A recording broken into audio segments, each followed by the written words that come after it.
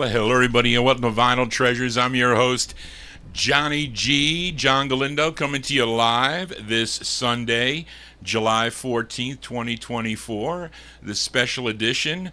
I'm here with my record geek friend, Dave the Rave, Dave Kapolsky. Welcome to the Vinyl Treasure Show. Well, I feel like I'm at home, Johnny G, because after all, you know, when I started doing my show on XM radio back in 2003, they created an image for me in the No Static Attic.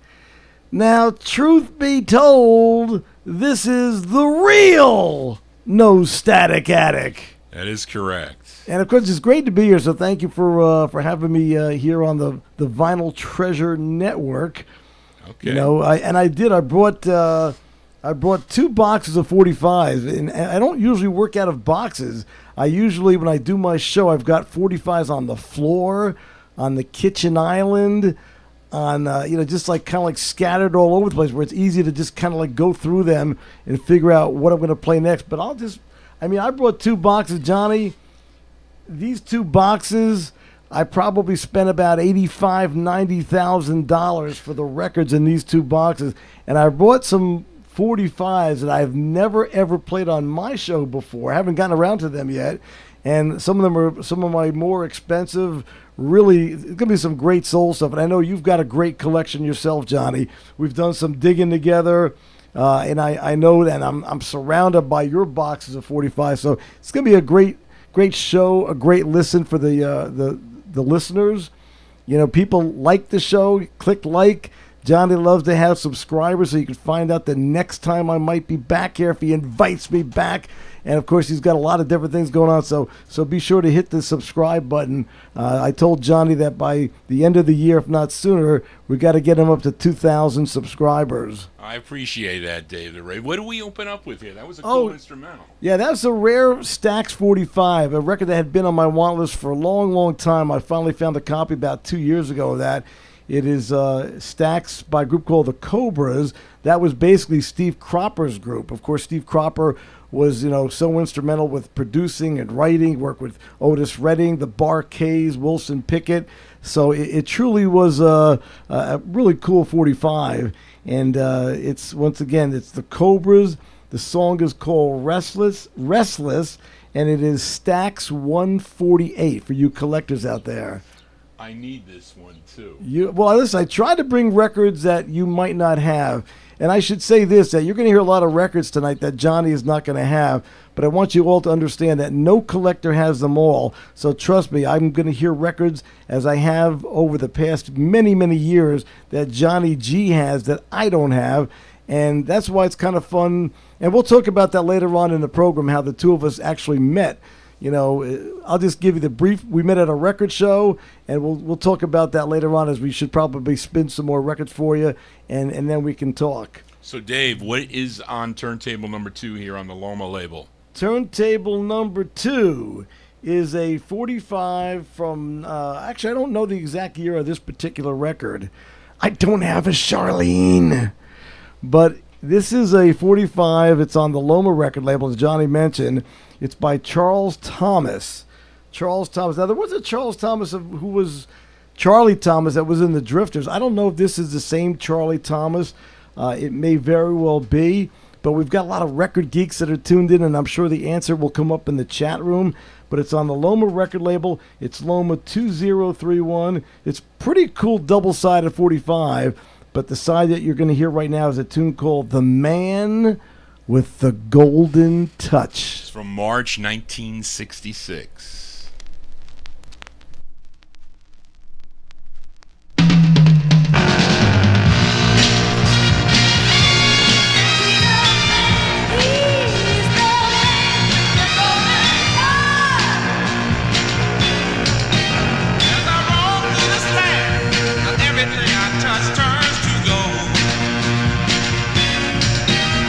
But gold so hard and dry, and it feels so cold.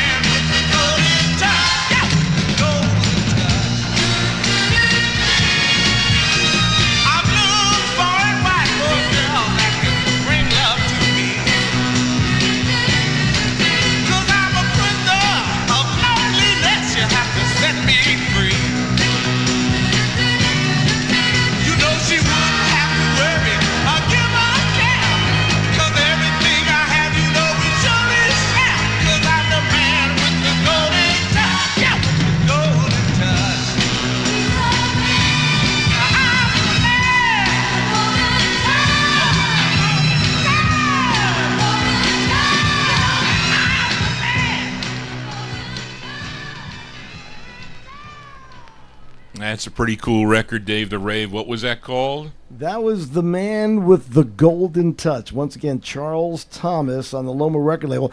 And according to a gentleman that you and I both know, I call him Soul Shazam, talking about Mark Speck out there in the Cleveland, Ohio area. Soul Shazam, because the guy seems to know everything about these Soul 45s, but he seems to have indicated, I think it was Mark that indicated that Charles Thomas indeed was the same Charles Thomas that was a member of the Drifters. So, Mark, good to see you in our chat room. I see a lot of people in chat. I'm still trying to adjust to the interface on the computer, because typically, Johnny, when I'm watching your show, I'm doing it on my telephone.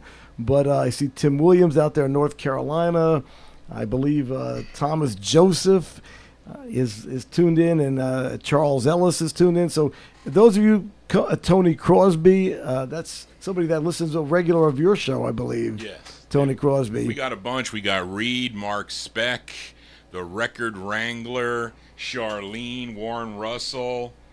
Yeah, well, you see what happens is when we turn. So Warren mentioned that sometime with the webcam, when it's up and there's too much in the background, it doesn't focus as well. So when I move it down toward where there's less of a wide lens, it'll focus better. It'll focus better on the 45, so you can see the 45s better when I turn it down. So I'll be moving. I don't have a producer in here. This is a thing that I created here. This whole creation here is something that I came up with. Except that I created the name, the Vinyl Treasure. That is Dave the Rave. Dave the Rave was instrumental with me getting a show originally. Way back when in 2005, correct? 2005. Johnny was my wife. I was married at the time, and my wife, Carrie, was off to Italy for a little vacation. So I said, John, why don't you come on over? The wife is gone. We could play records till the wee hours of the night. I knew Johnny had this great collection. So Johnny was a guest on my show, which was on the Top Shelf Oldies Network, which I still do periodically now, of course, on Sunday nights. So he came down in August of 2005, and of course he brought like a box of records, and I'm sitting there with basically, I don't know if you could see this, folks, probably not, but a pad, and I'm writing down like every record he brought, because I'd say like 95% of what he brought down I didn't have, and I wanted to buy those records. I got most of them, but not all of them. In fact, some of the ones that I didn't get, I know Johnny plans on playing later on tonight. So, I said to John, John, you should have your own program. You really got a lot of, good records and so forth. So I decided I made the arrangements with Top Shelf Oldies for John to get Saturday night, come on before me. I gave up an hour of my show so that I could sort of accommodate John, so he would have like a decent period of time, and I would come on instead of 9 o'clock, I'd come on at 10 o'clock. And of course, he was trying to come up with a name for his show. I said, you got so many treasures in your collection, you're Mr. Vinyl Treasures. So we came up with Vinyl Treasures, and because XM had created the No Static Attic for me, I said, you could be the No Humidity Basement. Right, he came up with that. We should probably switch, though. I should be the No Humidity Trailer, and you should be the No Static Attic. Right. And we go way back there. Remember when you saw me pulling those records out at the record show? Okay, you want to tell that story now? So when I was doing a show I started in February of 1996 doing the Relics and Rarity show. And just so you folks know, Relics to me was just kind of like a different way of saying oldies, like a hit. To me, the Relics are oldie hits. And the Rarities are the kind of stuff that you're going to be hearing on the show tonight, or this afternoon and tonight. So I called my show Relics and Rarities. I started in February of 1996. I had a really good following. I had a very popular show in central New Jersey, and I would go to the record shows to buy records. And I'm at this table. I think Johnny remembers whose table we were at. It was Mike Demersion's, I think. Mike Demersion's table. Who has been since deceased, unfortunately. And I would buy a lot of records when I would go to the show, but typically, I was a freak. I was a record freak, and all of a sudden there's this other guy talking about Johnny G, and he's got a bunch of records in his hands. I'm thinking to myself, this guy's monopolizing the 45. Dude, put down what you're not buying so that I could look at these records. And eventually I'm waiting, and I'm waiting. I said to him, and I didn't know him. I said, excuse me. I said, are you putting those records down, or you? And Johnny says, no, I'm buying those records. I said, you're buying all those records? You wanted to look through them first of all. That's what I said. So he's like, I remember there was a Joyce Davis 45 there. You go, do you know this record? I said, no. He said, and you're buying it? Well, I couldn't believe it. Because you were, at the time, you got to remember, I was buying for record labels and whatnot. You were buying for sound, which is really the way to go. Which I kind of convinced you to do these days. Well, eventually. More recently, within the last 10 years, I should say. Which is a smart move, because John's got a lot of records that are, am I allowed to say? You run out of space. Right. They're cocky duty. And I said, John, there's so many great records that you can play, and now that you've got a show, you should focus on the great records. And that's what he does. And folks, for those of you that don't know Johnny G, I know you have a lot of your own listeners in here, but John plays a lot of really good quality stuff. He's got it in, look, I'm not here to tell you that I definitely do not have the best collection. Johnny may not have the best collection, but we certainly are in that upper tier. And so you regular listeners and you new listeners should tune into the Vinyl Treasure program, because Johnny plays a lot of different styles. He's got a Saturday night 50s, early 60s show. He's got a Wednesday night soul show, but he's got a lot of records here. Yes, we do. Listen, now, when we're combined together, I guess we can beat anybody, though, really. That could be. So what do we got next, Dave the Rave, here on the Bell label? Well, and I tell you, this next record, to be honest with you, I pulled it out in particular because Soul Shazam, Mark Speck, I know he loves records on the Amy Mala Bell label. Yes. So, and I've got a couple of them coming up tonight on the show, or this afternoon and tonight. So this next one is a 45 from 1965. This is almost like a mortgage payment. This is a pretty pricey 45. A lot of these records are going to be very pricey tonight, although I did bring some that are more affordable for those who want to buy records and don't have thousands of dollars to spend on one record. But this is a record it's on Bell from 65. It's by the High Tones, Hy-Tones, the High Tones, and it's called You Don't Even Know My Name. And I'll send it out to Mark and to all the listeners that just love these great rare soul 45s. Well, Blue Soul 7's going to like this record here. So here we go. On the Bell record label, the High Tones with a Y. You Don't Even Know My Name. Here we go.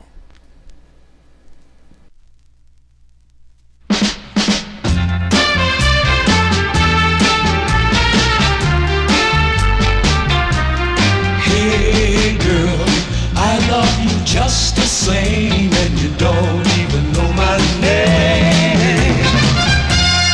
Yes, you've got a whole lot of fellas hanging round your door, so you'll never know, just how my love would be, 'cause you don't even notice me. Every time I meet you on the street, then I almost die as you pass me by. Hey girl, I love you just the same, and you don't even know my name. Lord knows the girl's no good for me. So many hearts she's broken into. What a life, is this the way that a love should be?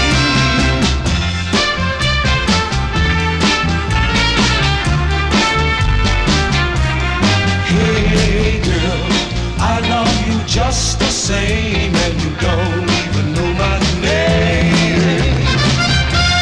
Sure, you've got a whole lot of soul, and I know it's true when I look at you.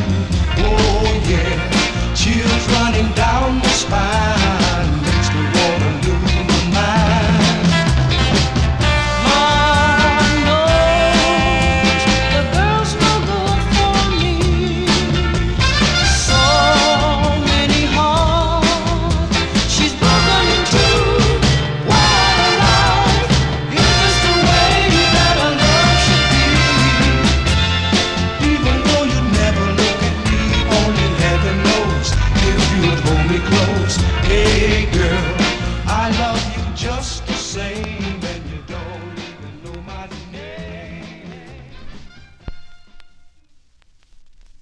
Okay, Dave the Rave. The microphone is on for Dave the Rave. So, it's weird. Those of you who are hearing me for the very first time, it's so weird. But what else is kind of unique about doing this show, Johnny? It's really like Dave the Rave Unplugged, because typically I get excited and I do my show a little bit like And you're usually standing. Standing. I'm doing it's like a top 40 style. But this is like, I'm not talking over the intros. I'm not talking over the outro. That's correct. So for those of you that are recording the show, you're going to get some good sound bites out of this show with these rare 45s.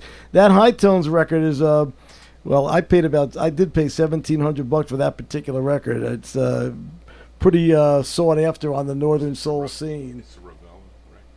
Yeah, a lot of these are. This is the High Tones, once again, is what you heard, the High Tones on the Bell record label, tune called You Don't Even Know My Name. I'm Dave the Rave, the record geek with the records you seek, as Tommy James would say, which, by the way, I'm coming up at a little bit after 6 o'clock tonight Eastern time. I'll be on Sirius XM, on Sirius XM 60s Gold. And I'll be doing and your syndicated show too, Dave. But I have a syndicated show, which by the way, the syndicated show for times and stations, just simply go to davetherave.com.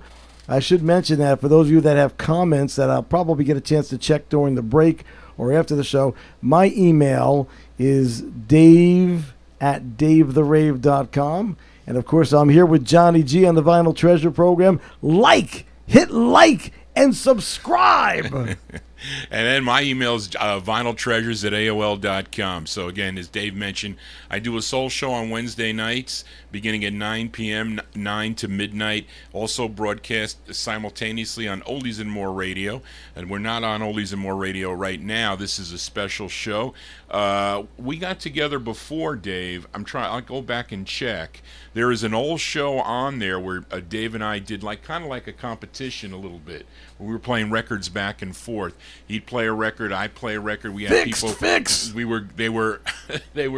They were grading their records. They were giving who liked it better and whatever. I think I just barely won. It was, although you said it was fixed. But let me just mention this to you. I kid around, and I know that Johnny G had made a comment one day publicly over the radio, implicating Charlene, his research assistant. But Charlene, just for the record, it was just a joke. I know Johnny explained it on the radio like it was a serious accusation against Charlene, which sort of ended our communication. But truth be told, I said to John, why did you do that? I was just joking about the whole thing. So Charlene, if you're out there, I never really implicated you to the degree that Johnny had it down. So hopefully you can say hello to me every now and then. But in any event, what do we got next here on the RCA? He changed that topic. No, the truth is that we have so many good records that we decided in reality that instead of just trying to compete, let's just give the listeners and the viewers just some great music to listen to. And that's what we're doing. Yep. So we've got a record here. The next record is a record that it's a great double-sided 45. I'm going to play one side for you now, and the other side you'll hear on Sirius XM. I'm playing it on the Tommy James Show coming up in 2 weeks. It's by Willie Kendrick, also a pricey 45. Willie Kendrick, RCA Victor 45, and I love both sides of the record. It's a tune called Change Your Ways is the side that I'm going to play for you right now. Change Your Ways, Willie Kendrick, RCA Victor 45. Johnny's got his finger on the button. Hit it! Here we go.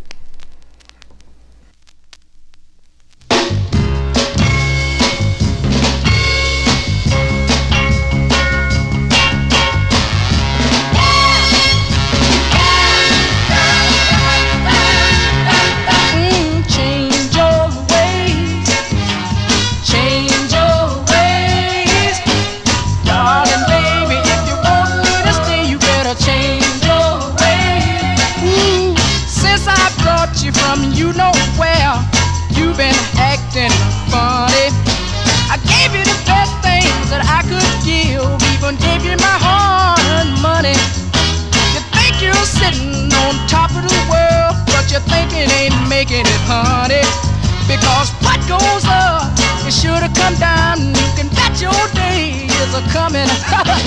Change your ways. Oh yeah. Change your ways. Woo-hoo. Darling baby, if you want me to stay, you better change your ways. Yeah.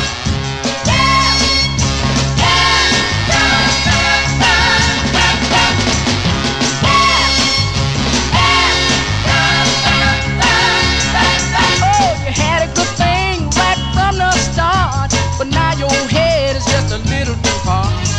Everything's gonna be okay when you start listening to what I say. Change your ways. Hey baby, change your ways. Woo. Darling baby, if you want me to stay, you better change your ways. Yeah, yeah, change your ways.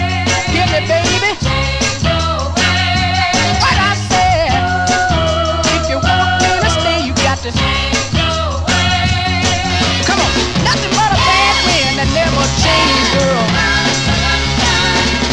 You got nothing to lose, but something to gain if you.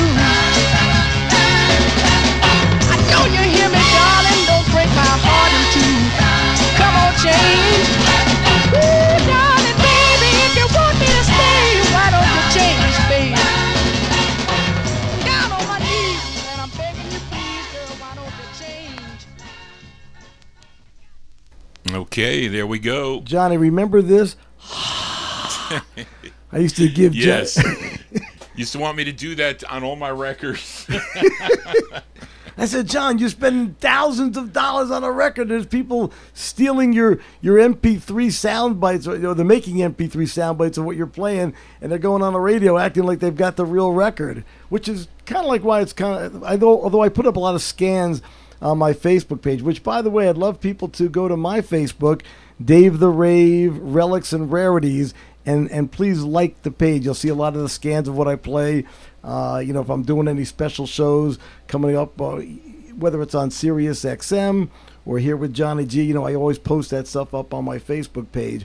But that was Willie Kendrick and a tune called Change Your Ways. And as I mentioned before, the other side of the record is great.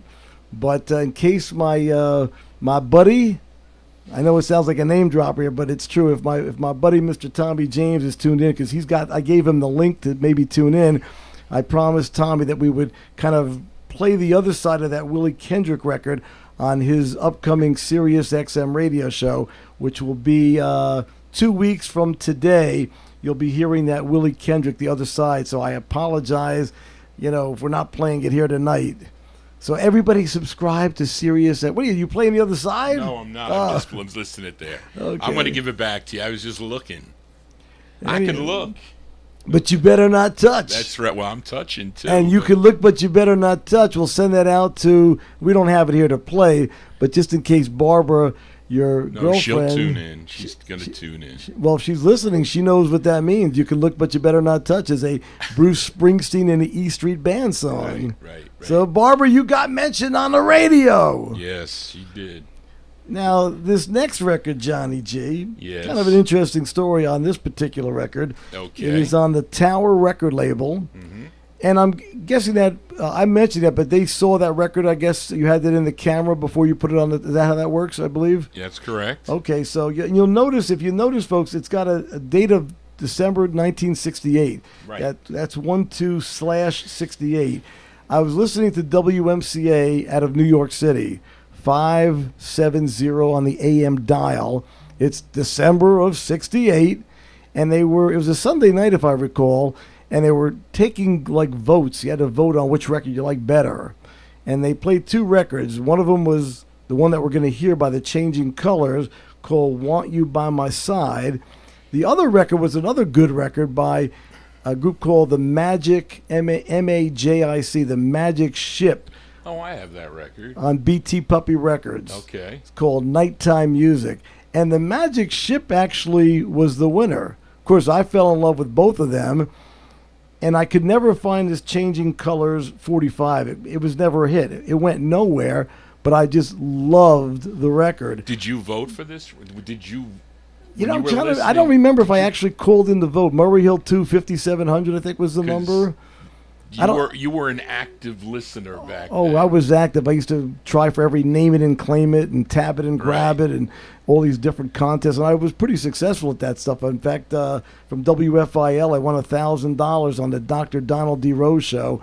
But I was also at that time, remember, I'm only like 12 or 13 years old, but I actually had a subscription to Billboard magazine. So I found a clip of this Changing Colors record, and I wrote a letter to the label.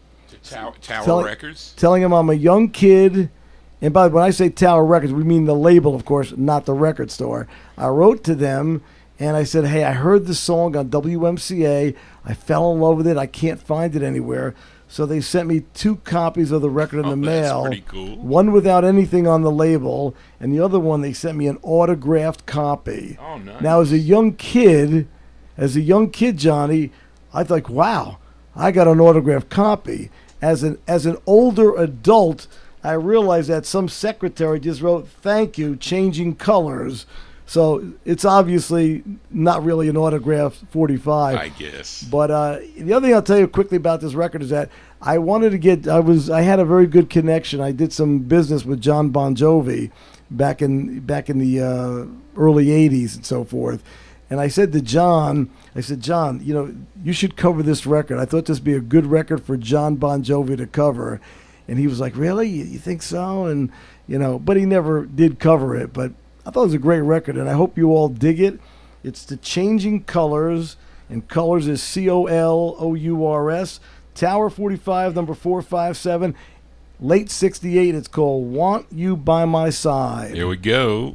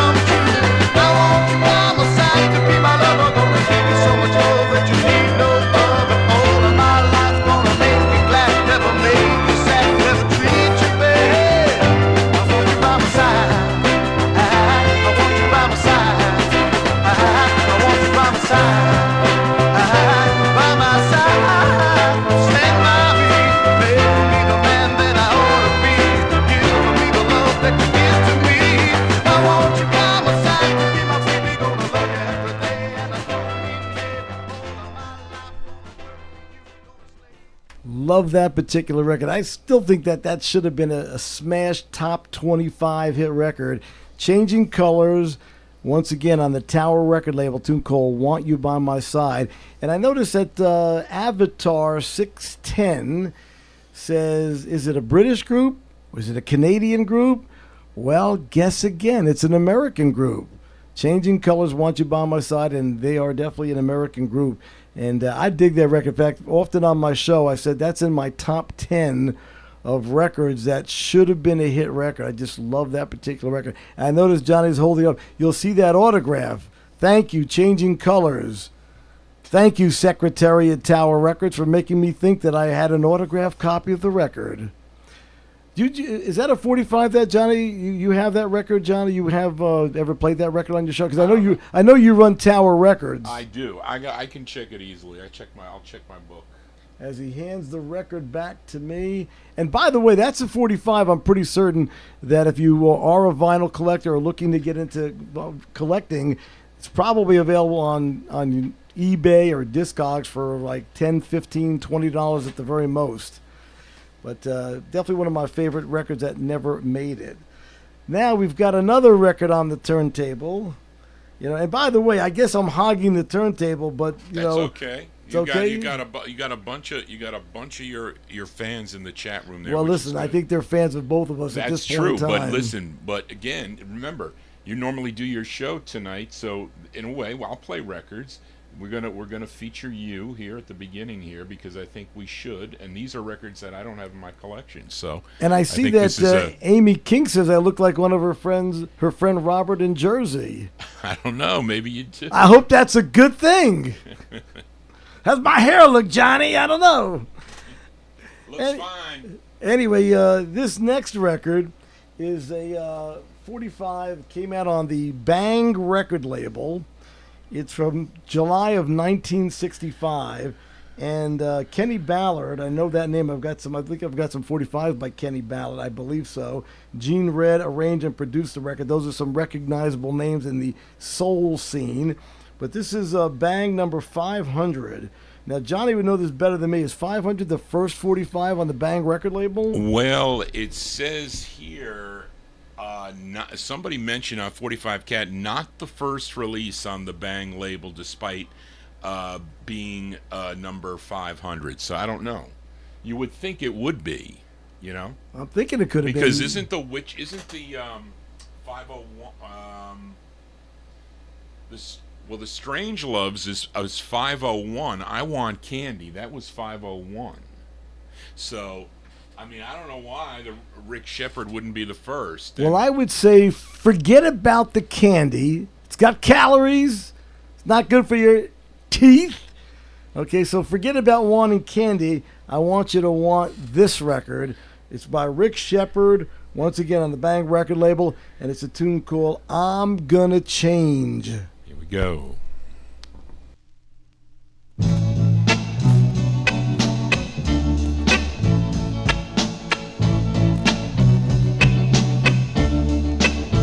I'm gonna start all over with my baby, and I'm gonna stop running around. Oh, I've been crying, slowly dying, since my baby put me down. I'm gonna change. I'm gonna change.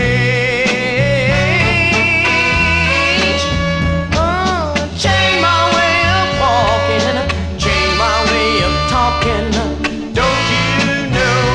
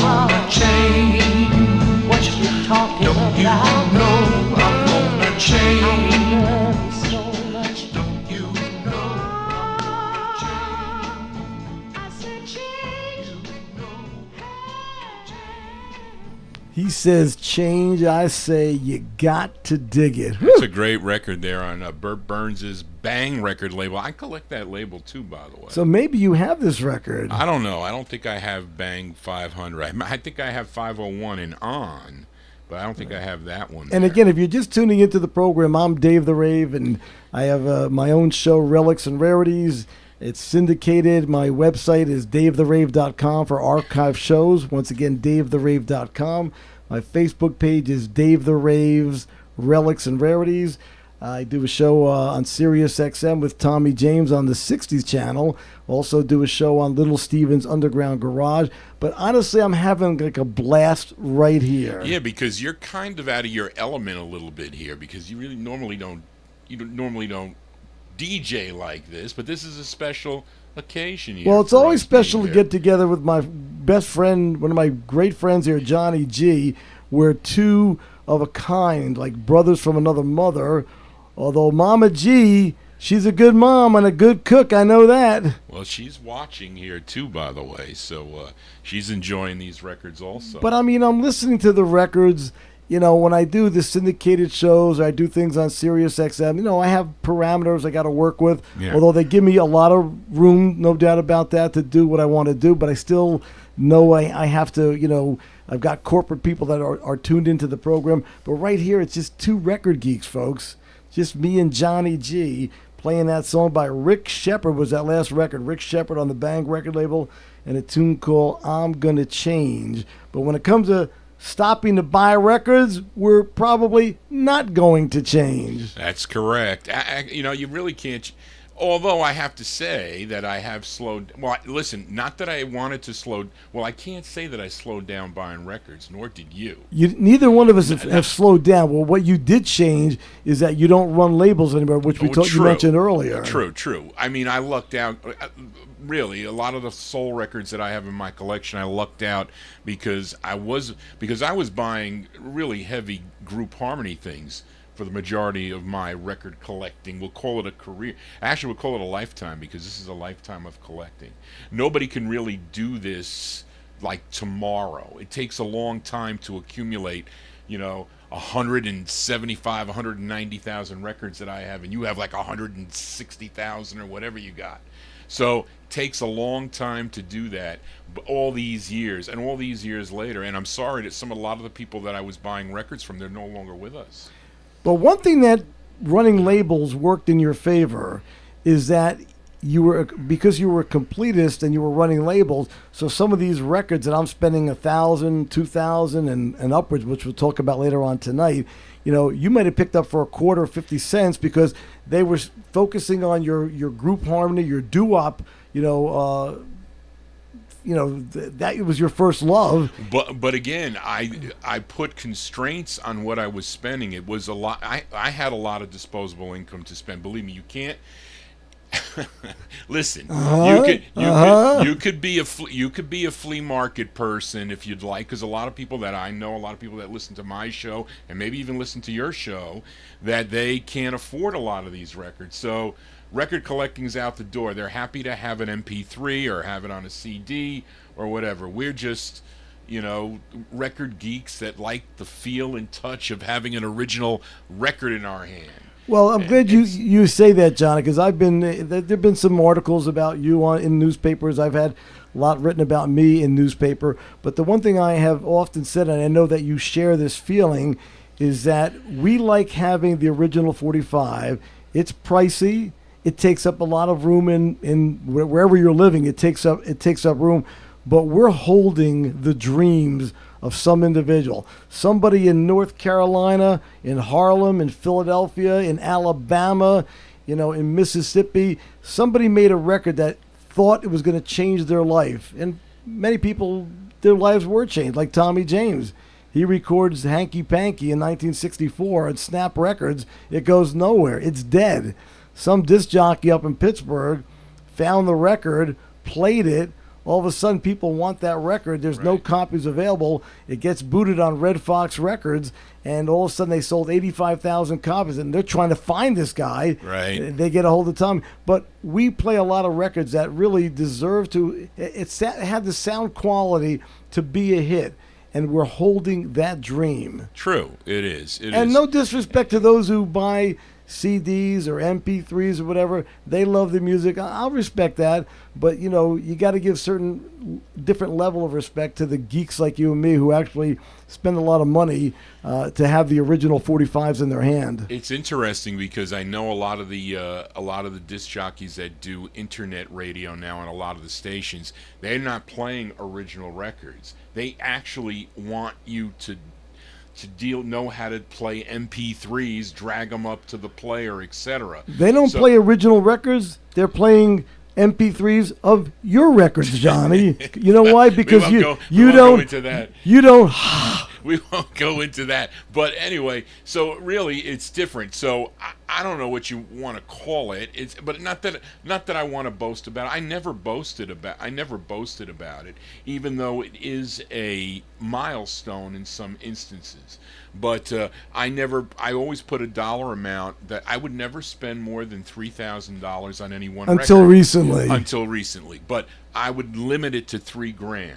And that was during my, and even when I wasn't working or I was out of a job or I got fired, as it happened 3 or 4 times during my career. But I always limited it to $3,000, and then just maybe recently it's gotten up there into other levels. And I think I was instrumental in convincing you to go beyond $3,000 because as I said to Johnny, I mean, look, a record collection became available, unfortunately, because of the death of an elite collector, and you can mention his name if you want, Johnny, but.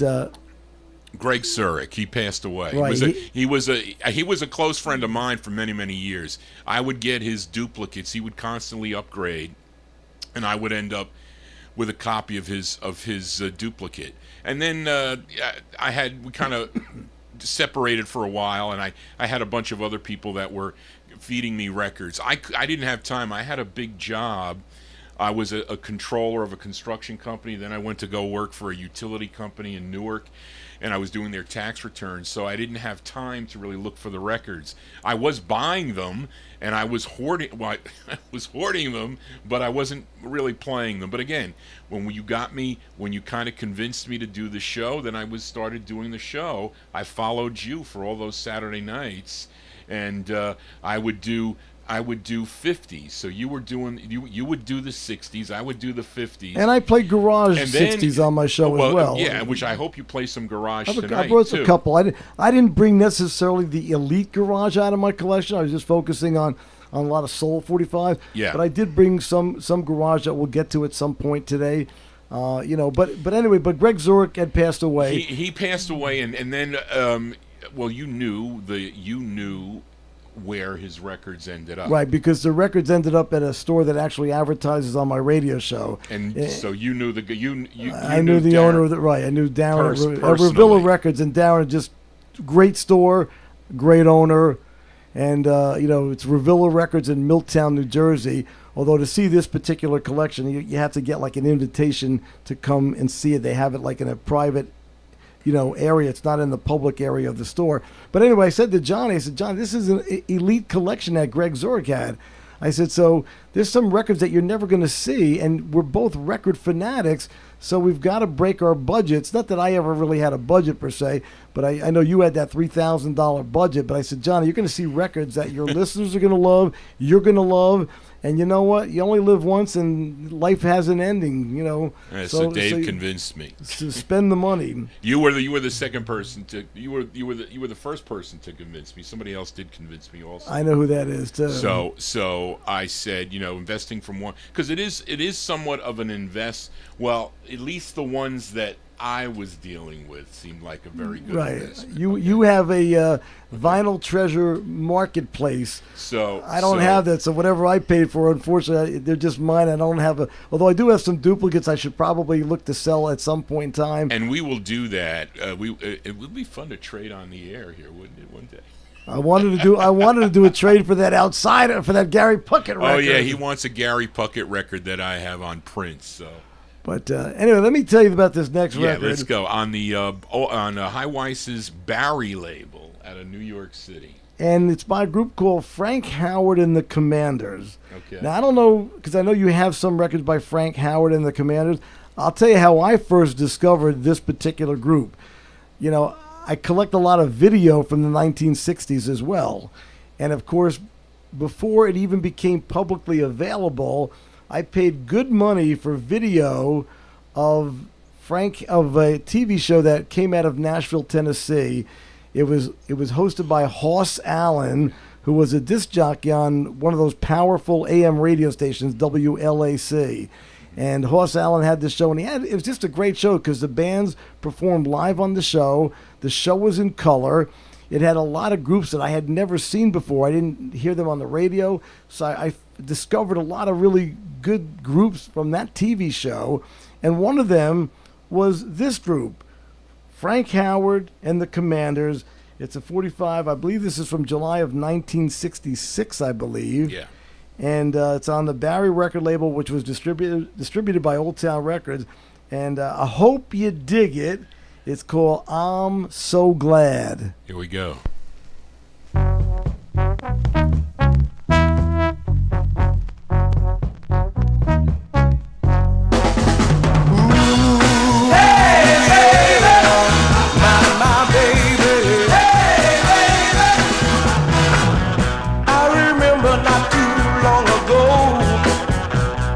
Searching for someone new, and all of the time, yes I did. I knew she had to be true. Now that search is over, and my life's complete too. And I'm so glad, my baby, that I found you. My baby, and I'm so glad, my baby, I found you. It's good to have someone like you, someone I can really talk to, someone who can really see my side, someone without any false pride. Now that search is over, and my life's complete too, and I'm so glad, my baby, I found you. Come on, baby, I'm so glad, my baby, that I found you.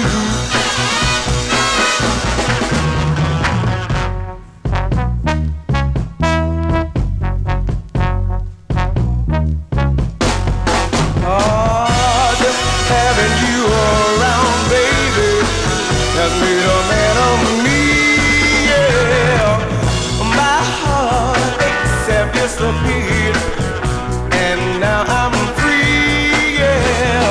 Since I found you, baby, I'm neither sad or blue, and I'm so glad, my baby, I found you. Come on, baby, I'm so glad. Oh, my baby. Oh, I'm so glad. Come on and help me, baby. Come on and help me, baby. Oh, don't you know I found you, baby. Hoss Allen, yes, he introduced me to Frank Howard and the Commanders. And that 45, once again, from July of 66 on the Barry record label, tune called I'm So Glad. You know, I'll tell you why I'm glad, by the way. I'm glad because it looks like we have a nice crowd that are tuned into this special Vinyl Treasure show with my good buddy here, Johnny G. And, of course, I'm Dave the Rave with all the records that hopefully that you're craving for. But I'm also glad because I'm seeing a gentleman by the name of Greg Tormo, Mod D. And I mentioned when I was playing records at Revilla Records, I mean, I'd play like 10 seconds of a record, and Greg Tormo, oh, I know that record. And he's like telling me the records, he's singing the lyrics. And I said to Greg Tormo, who I knew of, but I'd met for the first time down at Revilla Records, I said, Greg, there's a guy, Mark Speck, out in Cleveland. You know, I call him Soul Shazam. I said, I'd love to get the two of you together, although I think they may have known each other, you know, even from before. But, like, I'd love to see the two of them competing because they're like experts on these records. So, Greg, thanks for stopping by, and I hope things are going well out there in California. And, of course, there's a lot of people in the chat room that I don't get to see. I'm digging through the records over here. But thank you all who stopped by. And we've got a long show today. I've got a lot of records here. These 2 boxes of records, I could trade them in for a brand new Mercedes-Benz or BMW in cash. But we're going to go basically to about 6 o'clock. Then we're going to take a little dinner break. I'm going to actually tune in the Sirius XM show. I'm on tonight with Tommy James. So I come on. I mean, the show comes on at 5. It goes from 5 p.m. to 8 p.m. Eastern time. But my Record Geek section comes on about 6:10 p.m. Eastern time. So we'll have some dinner, listen to Tommy James, and then Johnny and I will come back at 9 p.m. And who knows? I told his mom and dad we'll see them in the morning for breakfast. Anyway, that record, once again, that you just heard was Frank Howard and the Commanders. I'm so glad that Johnny is handing it back to me on the Barry record label. Now, this next record, this is another like a mortgage payment 45. This is from 1966. And luckily, I found this before Greg Tormo did. Although I'm not sure if this is his cup of tea or not, but hopefully he'll dig the record. It's on the Emerge record label, which is a record label out of St. Louis, Missouri. And it's and I had a hard time deciding which side I wanted to play. But we're going to play a side called Every Time. And the group is Anthony and the Del Sonics. Very sought after Northern Soul 45, Anthony and the Del Sonics. I think there is a copy on Discogs available if somebody wants to buy the record. Greg, it's for you, man, like $2,500. I think it's got Greg Tormo's name on the record, but it's Anthony and the Del Sonics, once again, Emerge Records, and it's called Every Time. Here we go.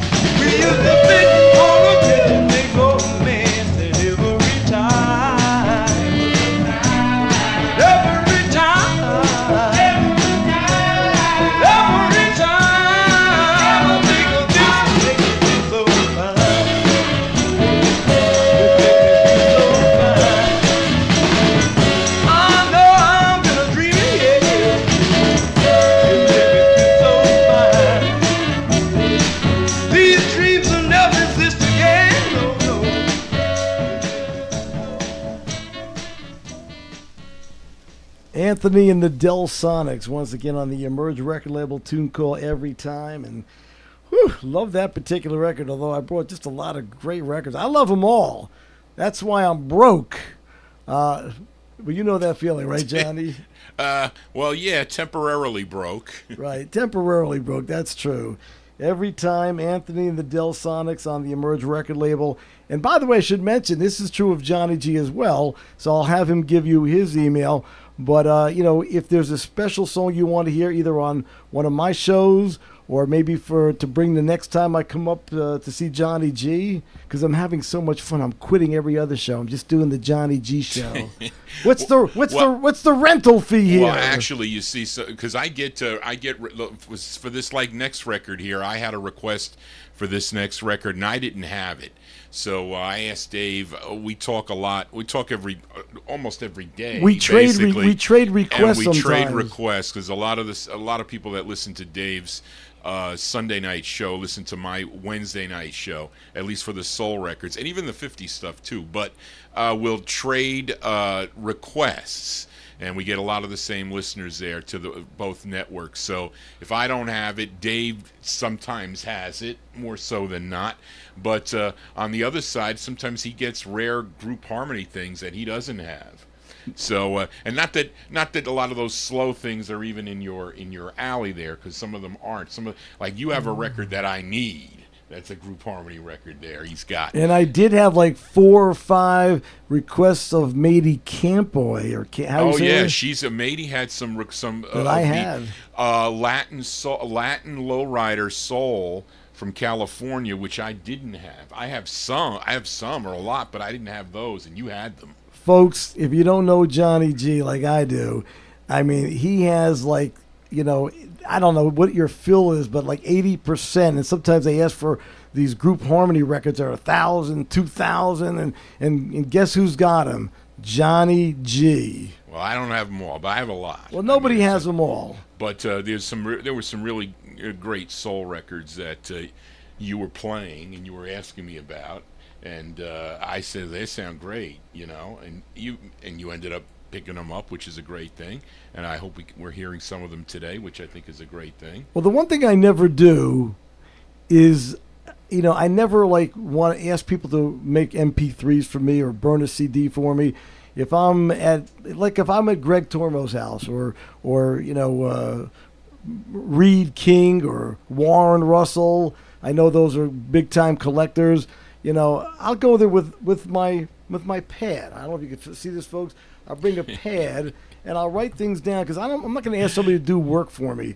And plus, I want to find the record. I want the real record, as we talked about earlier. Well, I have to say, when we both play records that we both may like, I can name 2 records that you've played that I've purchased.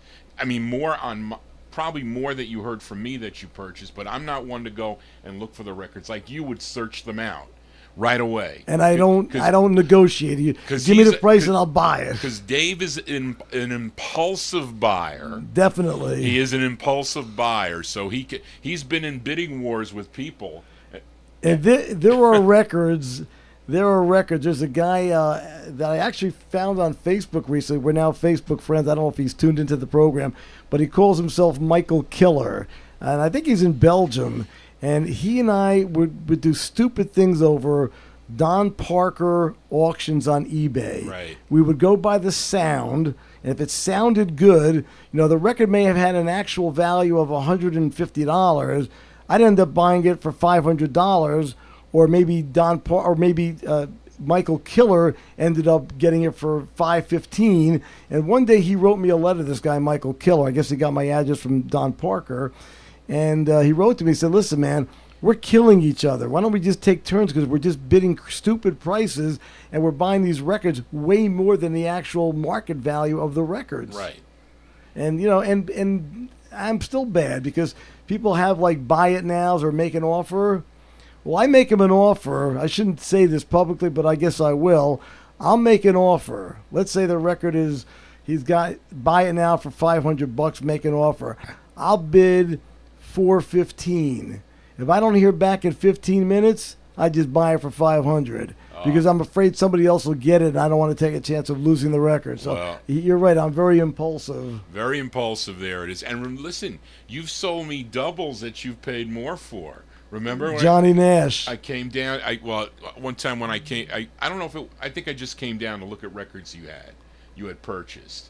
More so for your group stuff. But there were some soul records that you had duplicates of, and you would tell me, this one's worth. And again, you were the ones to make me realize it's not really what you paid for the record. It's the 10 current years market ago. value. It's what the current It's market like stock. value is. It's like the stock. It goes up and down, and especially with these Northern Soul records, because when we were over at Ravilla, remember those guys that came in from different Germany countries, and France, UK. So right. they had piles of records, but they were high price that they passed on, and they were selling them. And they ended up in my box because I'm impulsive, for real.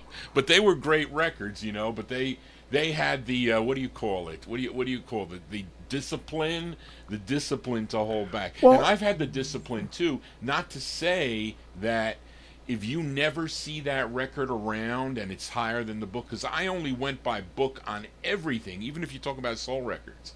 But this is before Manship. Well, So Johnny, if you're talking before Manship, who did we have before Manship? We had, Rockin' Records?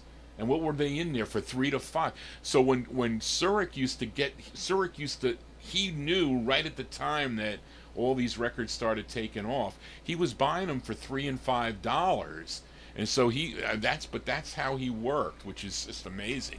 It just was amazing how Greg worked, that it wasn't that he had a full-time job, but his job was, going in, the deep down basements of whatever over in St. Louis and finding these records. he'd go to bad neighborhoods. He didn't care. If he thought he could find a record, he went. But again, and he knew, so he said, you never see that record around. So I could talk on the Group Harmony side. So there was it was on Dutone Records. It was the Cameos. So for instance, Kreider had it for $200, right? So the guy had $400 on it. So I passed because he had $400 on the record, but he took it. He says, you don't want it? I want it. I need it. I don't see that record. So I made a mistake there. And a couple times I made a mistake selling them like Dean Barlow on Les K for $25 that he went around and I didn't know, but he knew. By the way, that Dean Leske on Barlow, third window from the right, Yeah.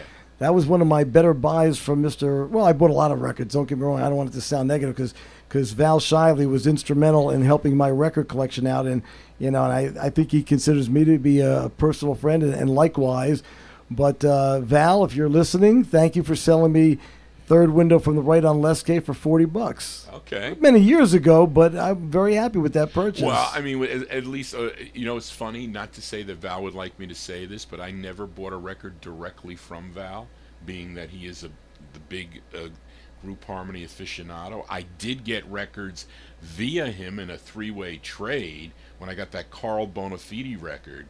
I got a Carl Bonafide record. He did a record, I forget what label it was, out of Chicago, I think, when he was a teenager. And I think the Whips on a California label.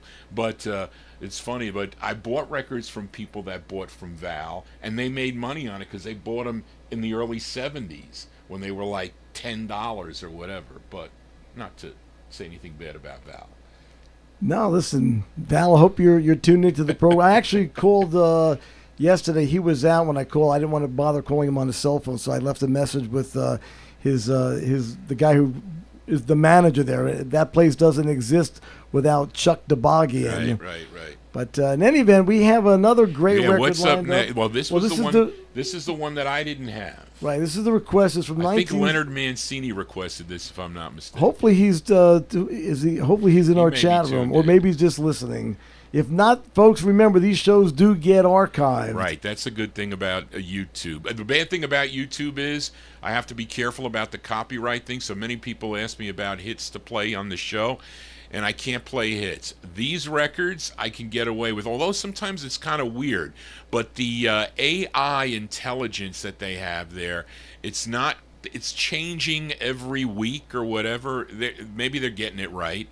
But you'll see, Dave, if there is an issue, it'll come right up across the screen here. So, but we haven't had that yet because these were such big hits, weren't they? I'm saying that sarcastically. but what do we have next there, Mr. This is one of the Kapolsky? requests from your listeners. It's something that came out on Tyler Records in 1968. It's by the Royal Five, and it's called Say It to My Face. Here we go.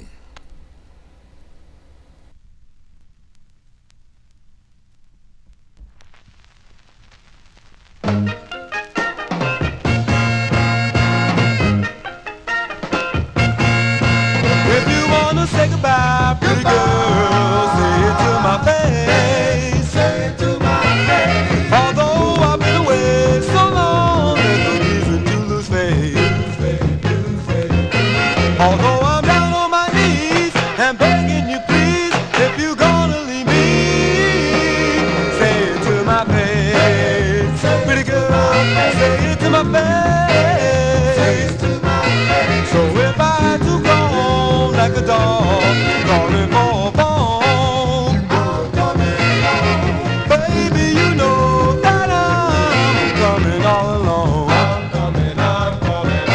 So if I'm down on my knees and begging you please, if you're gonna leave me, say it to my face. Pretty girl, say it to my face. Say it to my face.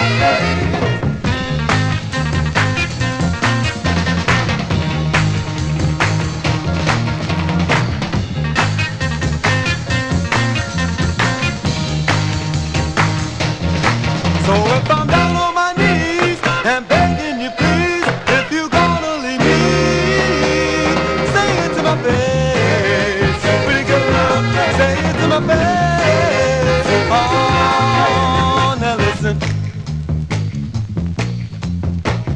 I need you and I love you. I love you, baby.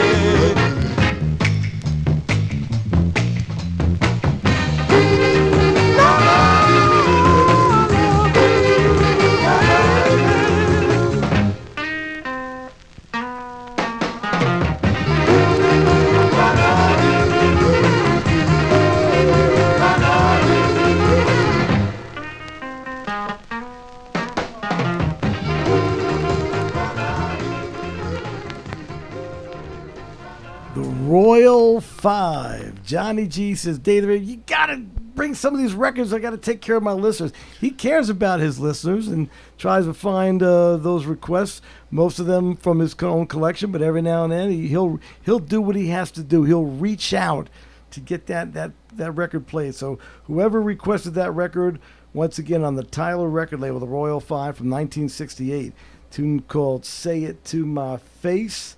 Of course, you could always say it more easily. My email address, if you got a comment, it's dave@davetherave.com. And don't forget, if you just tuned into the program, please hit like, subscribe to my buddy Johnny G, and of course, he'll tell you now his email address. Yeah, my email address for any requests or want to talk to the DJ is vinyltreasures@aol.com. That is, and I do basically 3 shows here. This is an added show here for my buddy Dave the Rave here, but normally I do a Saturday night show. It's my big show.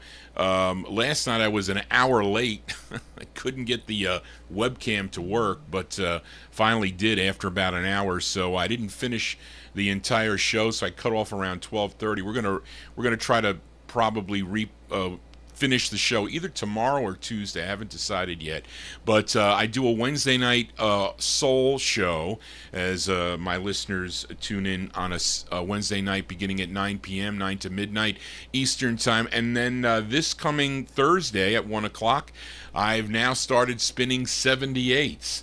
And I start with some late 1940s. I go in, they just sound so phenomenal, so much better than the 45 on a lot of the records that I have from the 50s. So if you're into 50s group harmony, you can tune into my Saturday night show. That's at 9 p.m. Also on Oldies and More Radio. So if you don't like, a lot of people, not everybody likes The View. I don't know why you wouldn't, but you can. Two handsome guys. Come on, Johnny. Well, handsome Johnny G. I don't know about that. Well, that's what you used to call me here. All you know, it was time. funny when Dave. Well, when I slimmed up back in 2000, it was, I forget when it was, 2010. But I used to ride this exercise bike, and Dave used to be on. He used to be on WPDQ at the time, and when he was on, and you were on late. Well, you I used would to go till like 2 o'clock in the morning. That's true. when you were on PDQ. Yeah, always. Most of it would be 2:00 in the morning, and then of course on Top Shelf Oldies, there was sometimes I'd stay on till sunrise. And then you would go to the diner after that. You went to meet your listeners at the diner. Yeah, we get like 20 people that show up at the diner at crazy hours just to hang out with. Which was pretty cool. I mean, Johnny, I think you and I think of ourselves, we're just two record geeks. That's really what I think of myself, And sometimes I get embarrassed, like especially since I've been doing Sirius XM, when I go to see a Tommy James show, I may get like 10, 15, 20 people that want to think I'm a celebrity, and I'm like, dudes, I'm just a record geek. But they think I'm something more than I think of myself. Well, I think what happens is they get from listening to you. I mean, even just think about it. Think about the disc jockeys that we used to listen to on the radio. Right. I mean, if you saw Harry Harrison or Ron Lundy or any of those guys, it would be if I met Murray the K. Are you kidding me? Listen, I get excited. Sometimes Jay Sorensen, who worked at WNBC and also on Sirius, he stops up. He's a fan of my show. Scott Shannon is a fan of my radio program. He was just a guest on my show on Sunday night, just about a month ago. Pat St. John. In fact, if Pat St. John is listening, he's definitely one of the best things that Sirius XM 60s Gold has. He loves the music. He goes deep. He's, God bless Pat St. John. Bill Kelly from Little Steven's Underground Garage, Richard Russo, who I co-host, found this record on Little Steven's Underground Garage. And our next show on Little Steven's Underground Garage, it's going to be on a Friday. I think it's the last Friday in July. What time is that on? It's 11 p.m. Eastern time to midnight. And I don't have my schedule with me, but I'm pretty certain that's going to be the last Friday of the month of July. Once again, Little Steven's Underground Garage. It's Channel 21. Okay. So what do we got next here, Dave the Rave? What we got next is a record, another kind of a pricey 45. I got a lot of pricey 45s, but some that are, more easily affordable. This is by a guy by the name of Jimmy McFarland. It came out on the RPR record label. Jimmy McFarland. It's a tune from August of '69, and it's a tune called Lonely Lover. Here we go.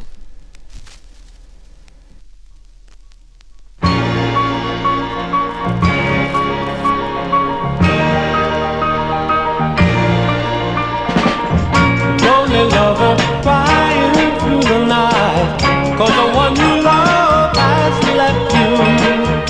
Lonely lover crying at home in the dark, your silence just breaks my heart. I hear you crying from across the street, it keeps me awake, unable to sleep. I close my window not wanting to hear, still you cry, echoes in my ear. Lonely lover, cry your little heart out, it's time to wash away your hurt. Lonely lover, how I've longed to comfort you, 'cause when you're hurting, I'm hurting too.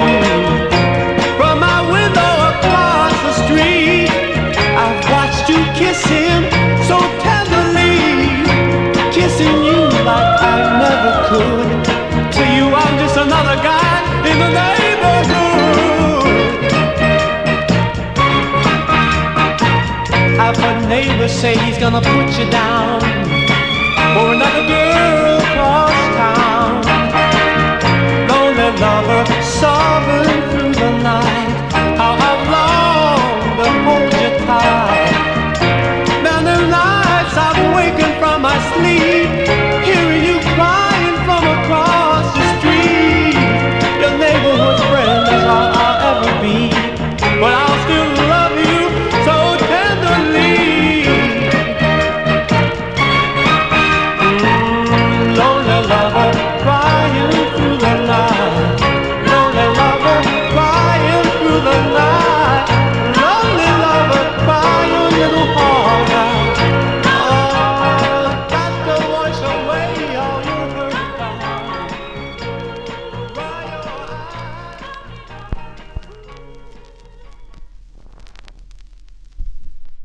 Lonely Lover, Jimmy McFarland, once again on the RPR record label. And Mark Speck, I tell you, the guy, he knows everything. He's our soul encyclopedia, and we've got a lot of people that are just knowledgeable that are in the chat room. I'm sure I don't know everybody who's in chat. I know we've got some soul. Greg Tormo might still be out there, and Warren Russell, Reed King, and Blue Soul, and hello to everybody, Ann M. and Timothy and Tony Crosby, and I'm sure I'm missing some people over here because I'm trying to look through records and at the same time trying to keep up with the things in the chat room. But one thing that's interesting about that Lonely Lover record, Johnny, it's a Holland Dozier Holland record, and as Mark Speck points out, it was also recorded by Marvin Gaye, although I think I think he confirms that the Jimmy McFarland 45, which came out in '68, actually was an earlier 45 release than Marvin Gaye, which I'm not sure if Marvin Gaye had that. I know he had a Distant Lover, but Lonely Lover might have been an LP cut only. But if you're not sure, Mark Speck can tell you. So folks, if you're listening to the broadcast on YouTube, why don't you come on into the chat room, meet some new friends. We talk music. There's no talk about sex or politics, unfortunately. No, just kidding. We just talk about the music because this is a show, the Vinyl Treasure Show, and even the show that I do, Relics of Rarities, it's about the music. That's what motivates myself, Johnny, and I would assume all of the listeners out there just, very much into hearing some of these great 45s that just never saw the light of day. They didn't have the money behind them. They might have been on a small label. There was no distribution. And, it was just sometimes very difficult to find a slot in a station's top 40 airplay. But those records that fell through the cracks, that's what Johnny G and myself, Dave the Rave, that's what we kind of like specialize in. So once again, Lonely Lover, Jimmy McFarland on the RPR record label. What do we got next here? This looks interesting, Dave. It's an interesting record label. I know that people might have got a kick out of that label. It's it's the Big Bunny Records. Bunny? Big Bunny, Hopping with Hits. Wow, that's not related to like the Playboy Bunny, is it? I don't know, but if it is, maybe I missed the boat there. There is a Playboy label. I know there is. There is a Playboy label. And in fact, I actually traded a jazz 45 that came out on the Playboy label. I traded it to Richie Rosenberg, La Bamba, of Southside Johnny and the Jukes, and of Max Weinberg 7 from the Conan O'Brien Show. And of course, he's done tours with Bruce Springsteen, Diana Ross. But Richie and I are pretty good friends, and I had a record that he wanted, so I think I actually just maybe gave it to him as a present. Although I did find another copy later on. Okay. But this is on that Big Bunny record label, Hopping with Hits, which unfortunately, to my knowledge, Big Bunny record label never had any hits, even though they're hopping with hits. But at least they're going to have a hit right here today with the Vinyl Treasure Show with Johnny G, yours truly, Dave the Rave. It's by a group called The Dealers. It's a song which came out in 1966. The Dealers. And the song is called, in parentheses, We're So, and then after the parentheses, Glad That We Made It. On the Big Bunny label. We're so glad that we made it.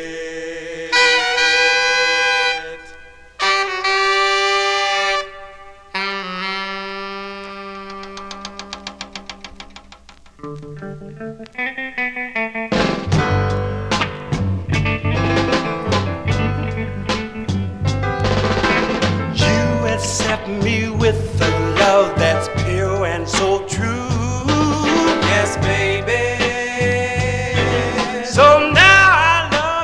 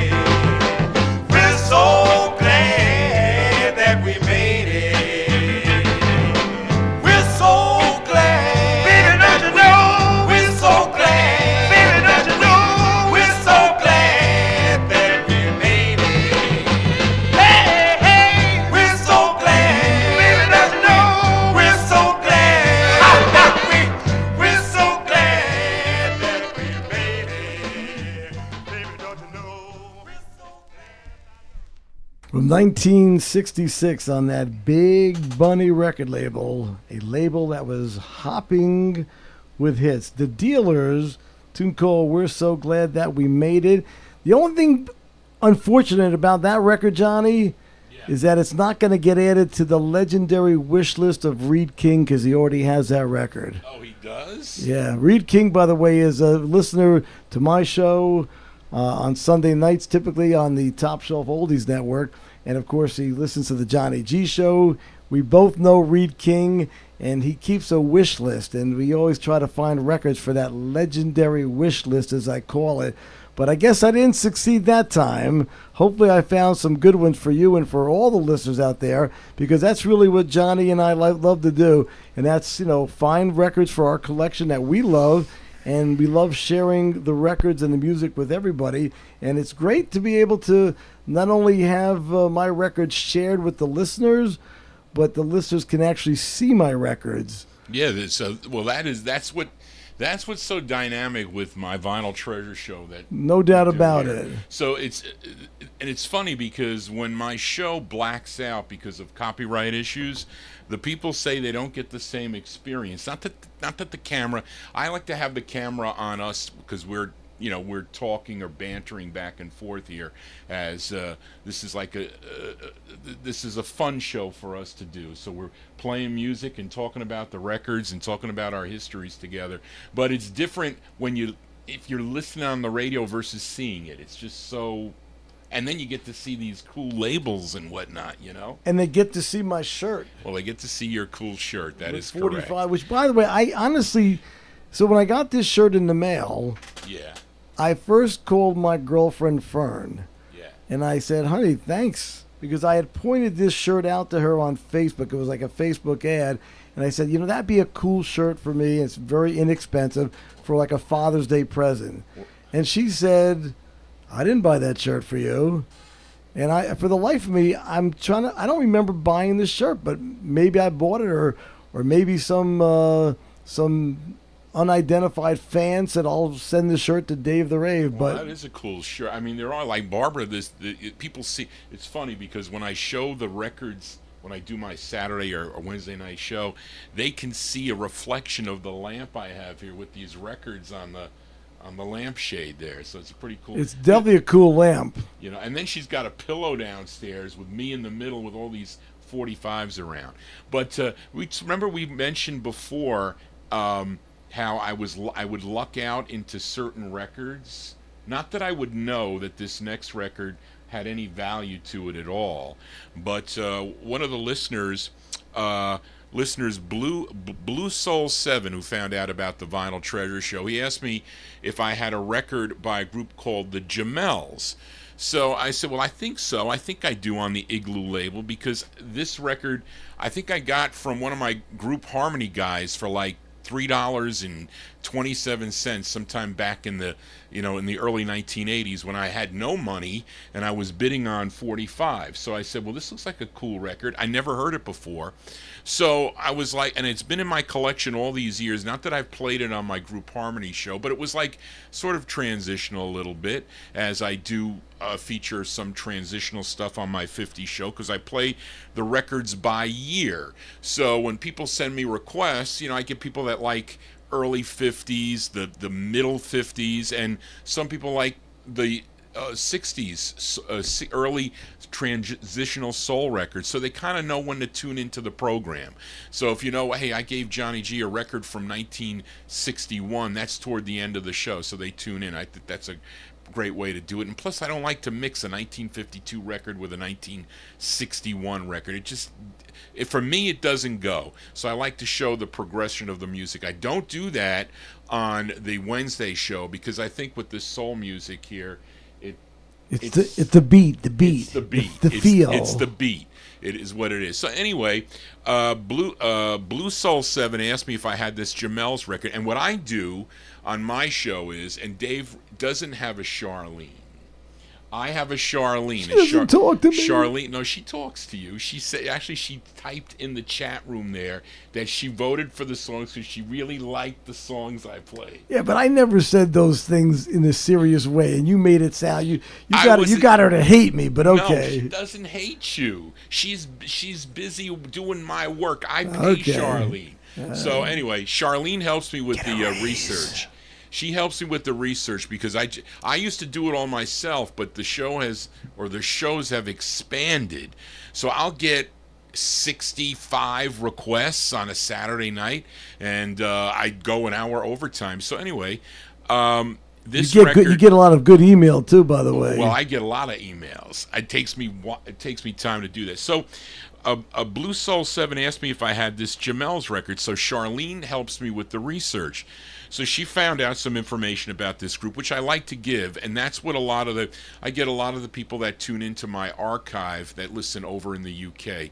So they hear stuff, instead of just sitting there and playing the records. I mean, if you're going to dance, I mean, that's one thing. Let's dance. But people are listening, or they might be doing something in the background, and they'll hear me talking about it. And they say, well, I didn't know that. So evidently this group, they're out of Los Angeles, California. And actually, it was Adrian that requested this record the last time I played it. Adrian is one of my listeners in Mexico. I found out about the show, and he sends me lowrider requests and soul records like this. So Charlene would research this. It's a trio that included John Rowan, Mel Brown, and William Waters, and collectively they were known as the Jamels, Jamels.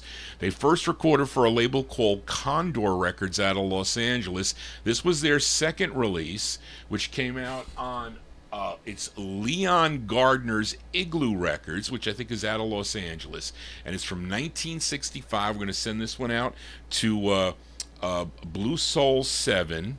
Blue Soul 7 in our YouTube chat room. The Jamels on Igloo. I think it's a pricey record. I paid a couple bucks for it. The song is called I've Cried.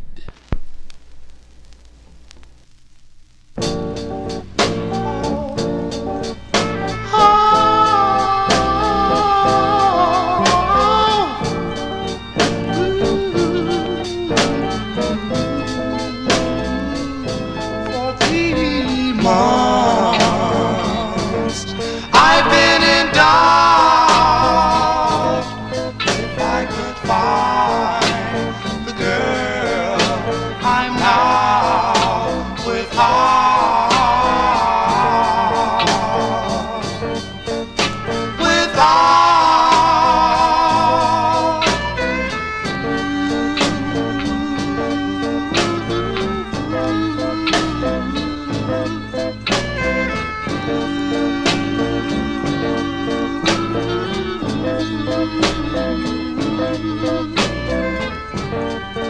It's been quite some time since I've cried, but Lord, this particular girl hurt me so deep inside, deep inside.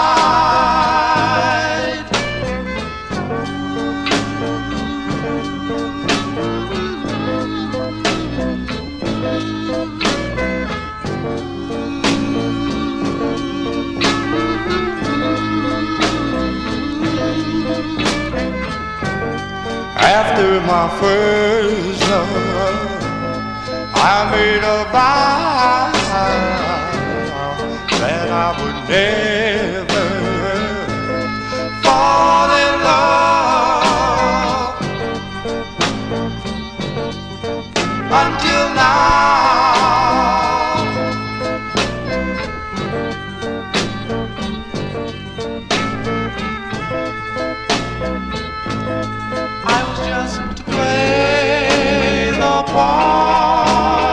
In the process, I gained a shattered heart.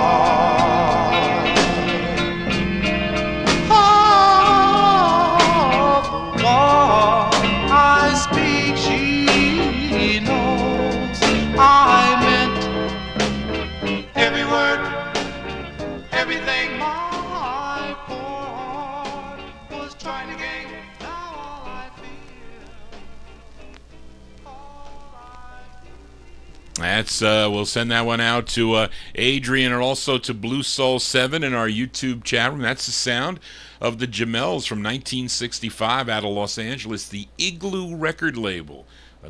You would think it is a cool record for Igloo Records. The Jamels with I've Cried. It's especially cool when you can get a $700-800 record for 50 cents. Well, I got paid a little bit more than that. Oh, you did? Okay. Like maybe $3 or $4 for it. But listen, beggars can't be choosy, right?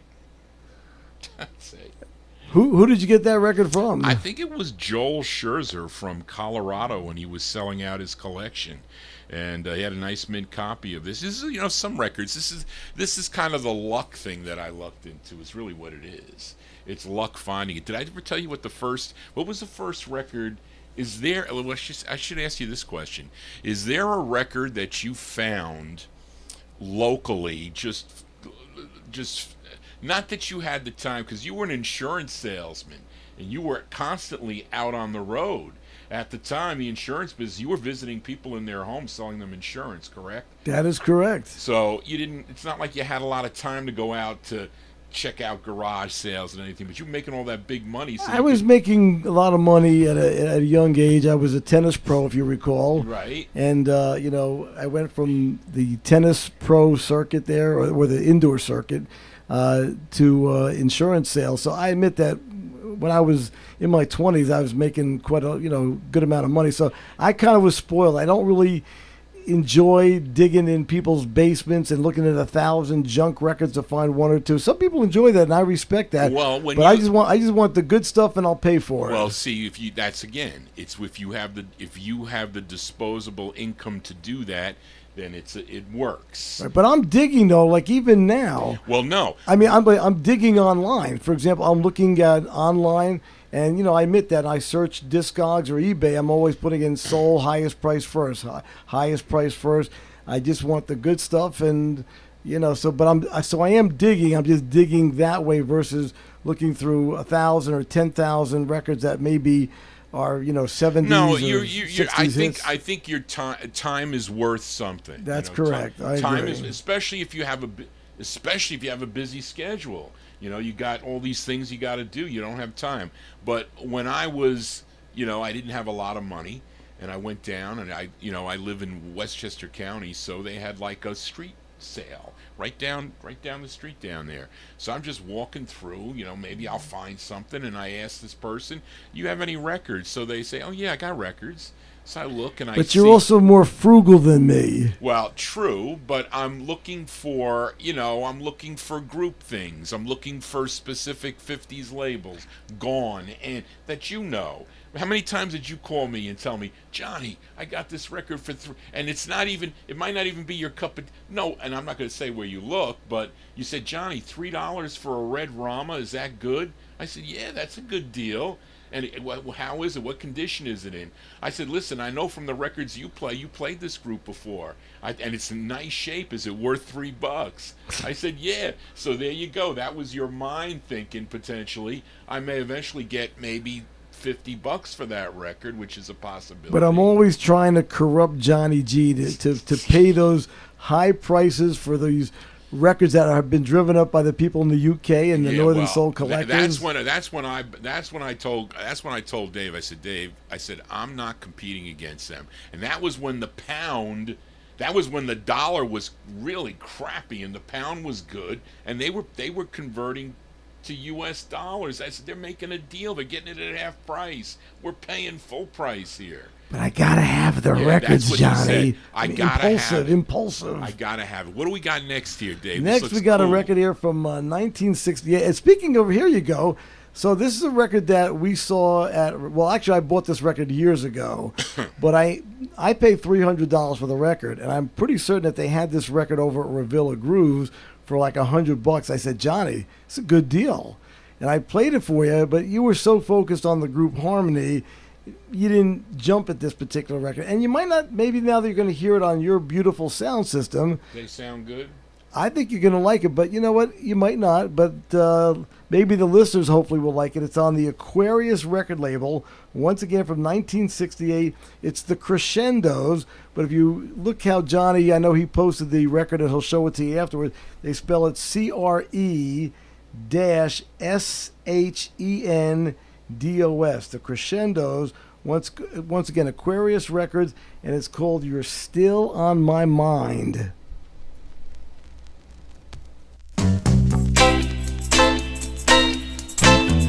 Oh yeah.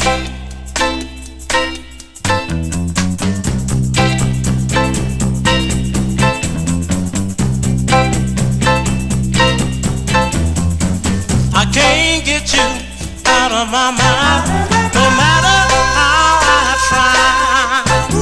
Tears keep a rolling, baby, rolling from my eyes. I know you don't love me, but I'll understand. Without your love, I'm a lonely man. Oh, baby, you're still on my mind. Hey, I can't get you out of my mind, no matter how hard I try. Darling, let me tell you, my hands are tied until you say you'll be mine. I need you, baby. I need you so. Oh, baby, why did you go? You're still on my mind.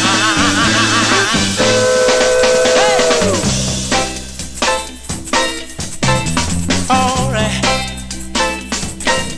I got the feel. I got the feel. And I want you, baby. Got forever, honey. I need you, sugar. Got forever, baby. I need you, baby. I need you so. Oh, baby. I need you. You're still on my mind. Hey. What you say? I want you, baby. I need you, honey. I love you, baby. I love you, honey.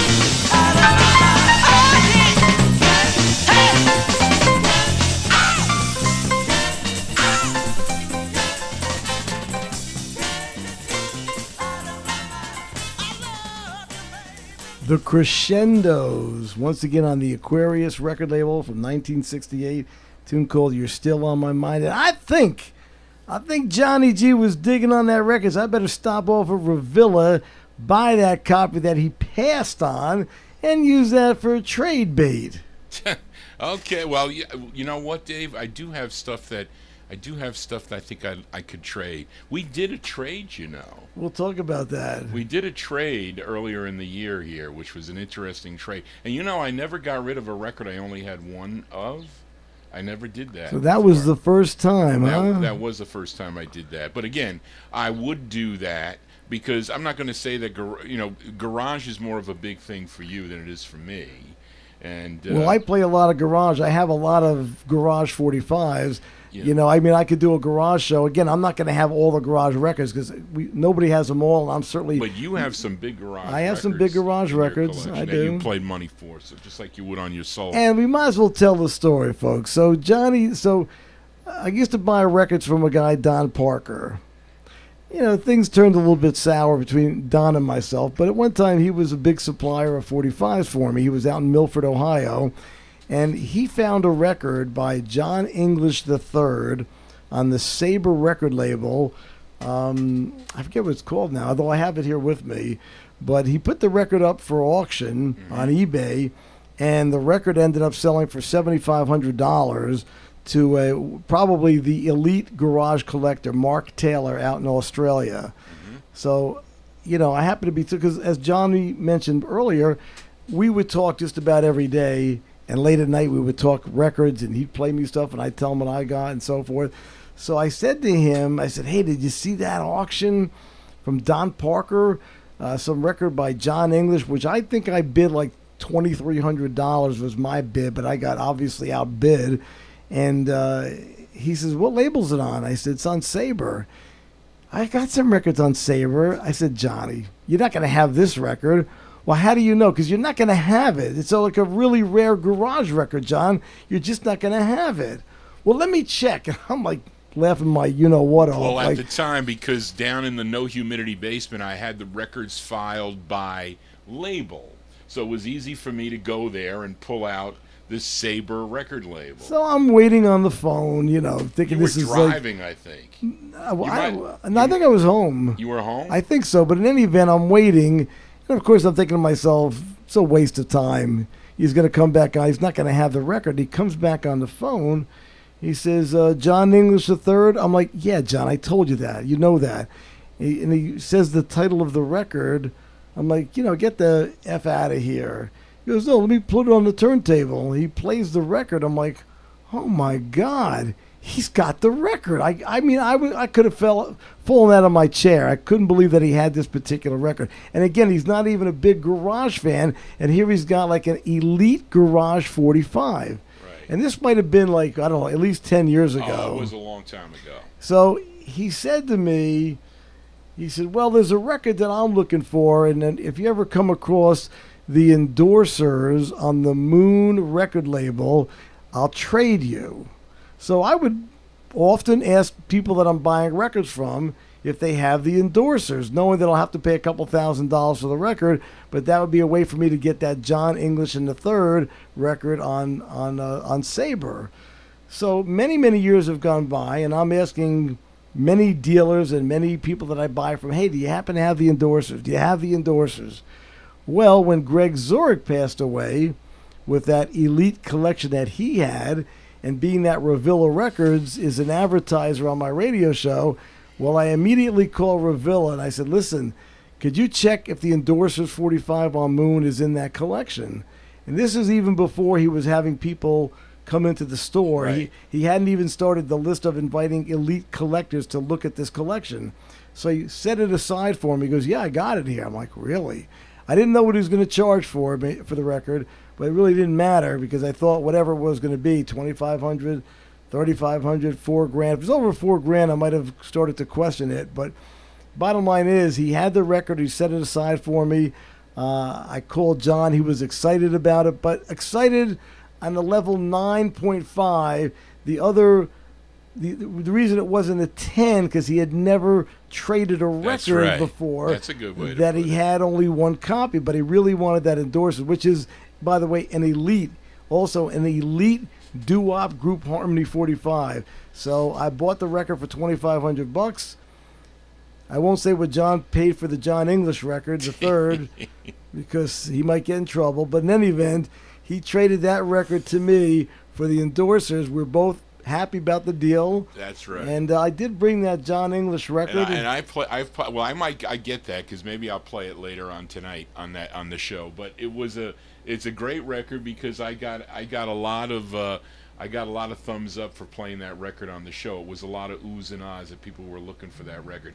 And didn't you tell me? Well, you told me, didn't Val say, "What's that doing in your box?" Right. So he somehow he looked at he must have, that might have been that's before all this other stuff somehow happened. he found out that I had that record, and that's how. Or in your box. Right, because I really wasn't supposed to tell anybody where the Zurich collection was being sold out of, so I never said anything to anybody.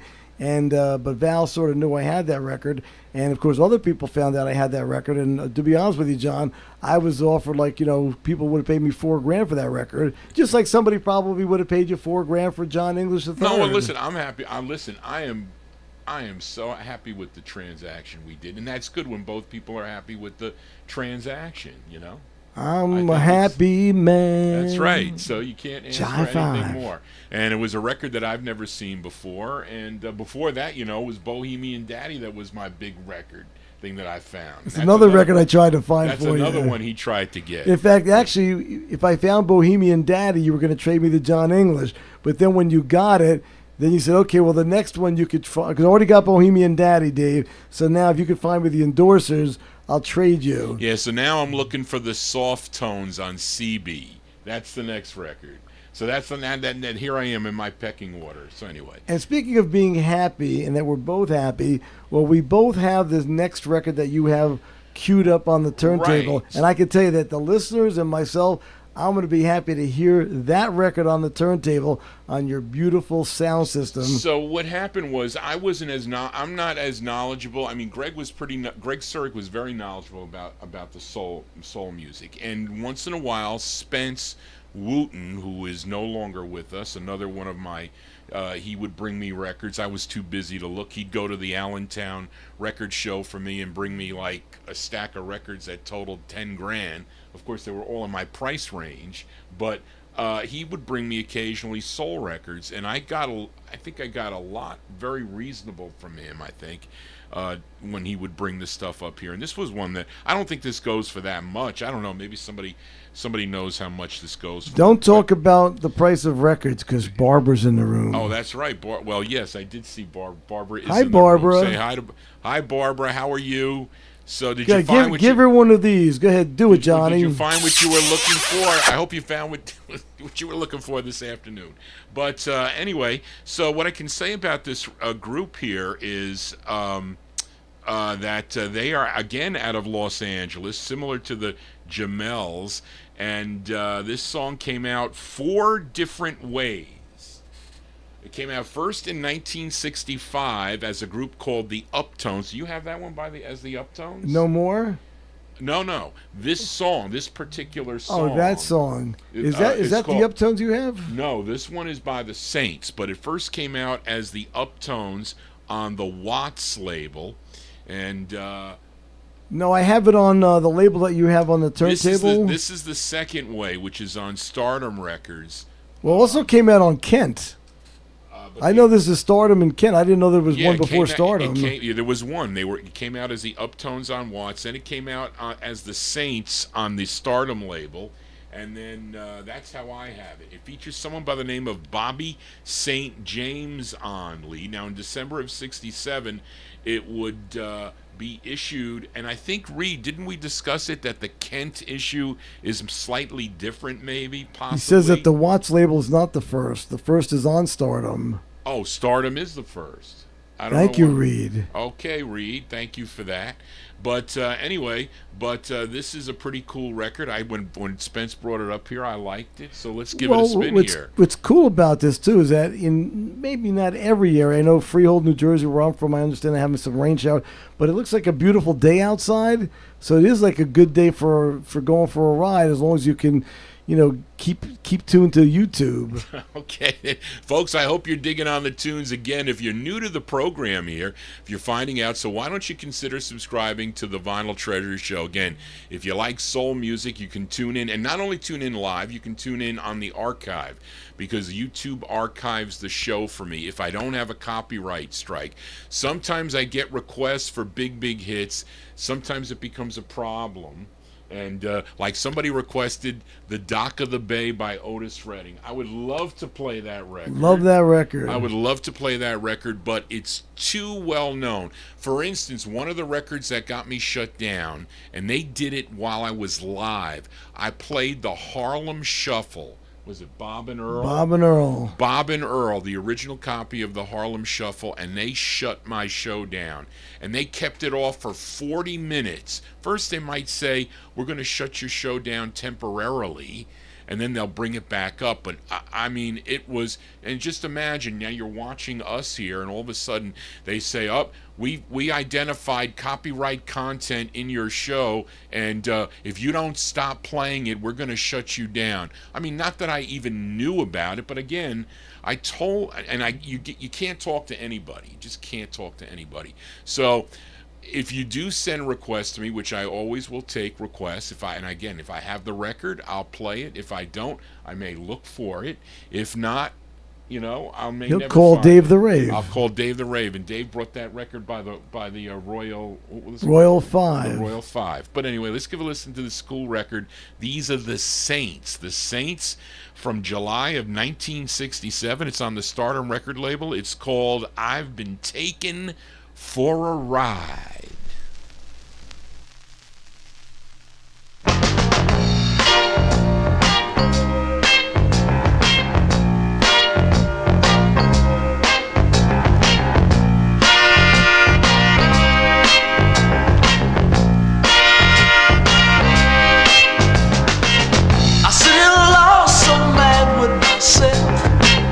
Cause the girl I loved done messed over me. Now I used to rave and talk about love and how good love can be, you see. But for now I know kind words for love. I've asked myself, how did it happen to me? You see, the girl took my heart, then she turned her back on me. I've been taken for a ride.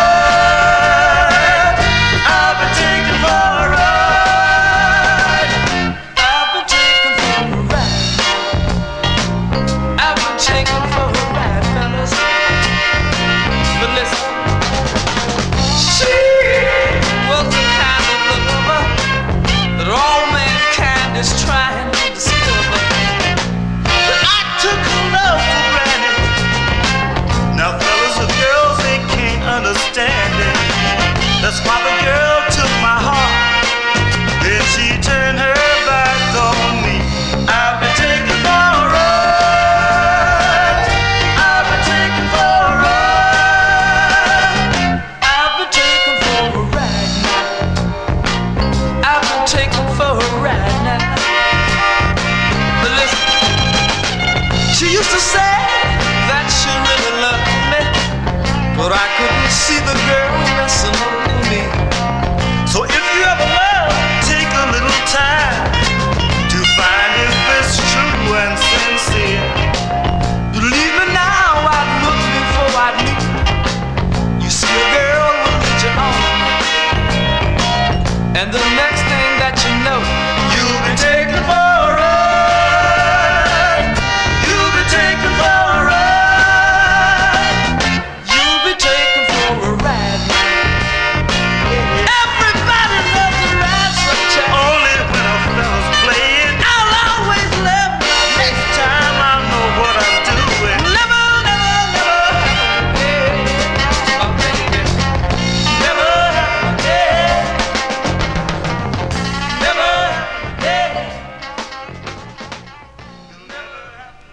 That's July 1967 release there for the Saints. The Saints on the Stardom record label that features Bobby St. James on lead. I've Been Taken for a Ride is the name of the tune. Dave, have you been taken for a ride? Well, ever? I think we should tell everybody, in case you just tuned into the broadcast, you are riding with handsome Johnny G. Right. And yours truly, Dave the Rave, with all the records you crave. And, of course, I'm a guest host over here. You're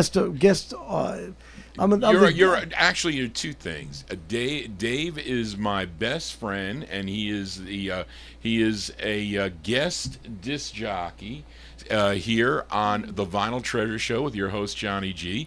And I'm happy to have Dave here and bringing these records that I have never seen before. And I love listening to. And them. I'm sure I'm going to hear records that Johnny G. had never heard that Jamel's before. Well. And I know, listen, listen, I think he's being very nice to me. He's he's letting me do more digging. I'm here all the time. You understand? You're I understand. my guest, and it really is almost like you're my guest collector here in the program. So I think you should be featuring your wares because usually this is in a different setting. This is and people can see these records. So I'm having a blast. And once again, if anybody wants to reach out to me, my email is dave@davetherave.com. And, of course, I would recommend that you like my Facebook page so you can find out when I'm doing shows. I put the links up there. I put a lot of the scans of the records that I'm playing. Not all of them, but I put up some scans on the show. But it's a good way to communicate. So I'm on Facebook as Dave the Rave Relics and Rarities. Dave the Rave, Relics and Rarities.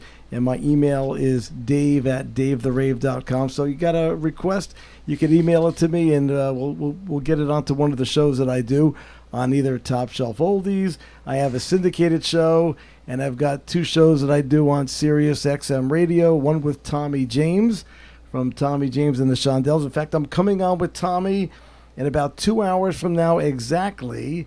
So if you've got Sirius XM while Johnny and I are having some dinner, go to Sirius XM channel 73. That's Sirius XM 60s Gold, and you can hear me doing a rare song feature on the Tommy James Show. And of course, Johnny and I will be coming when we take our break around 6 o'clock.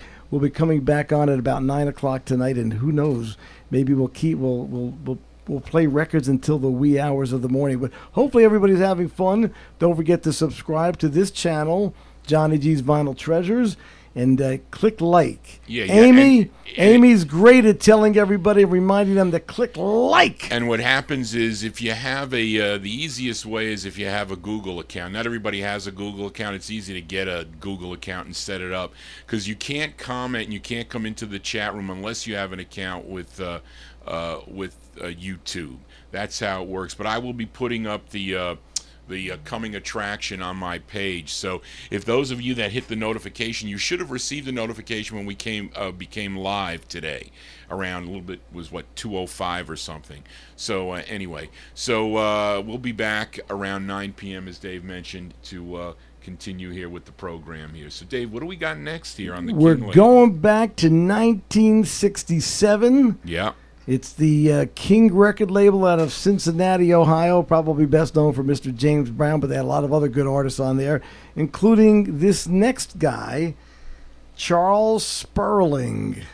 Okay. I'll send it out to the Bopper Boy, Warren Russell. Hopefully he's still listening, because I know he loves those soul ballads, and this is a real good one. Charles Sperling, once again, on the King record label. The tune is called Don't Let Him Hurt You, Baby. Here we go.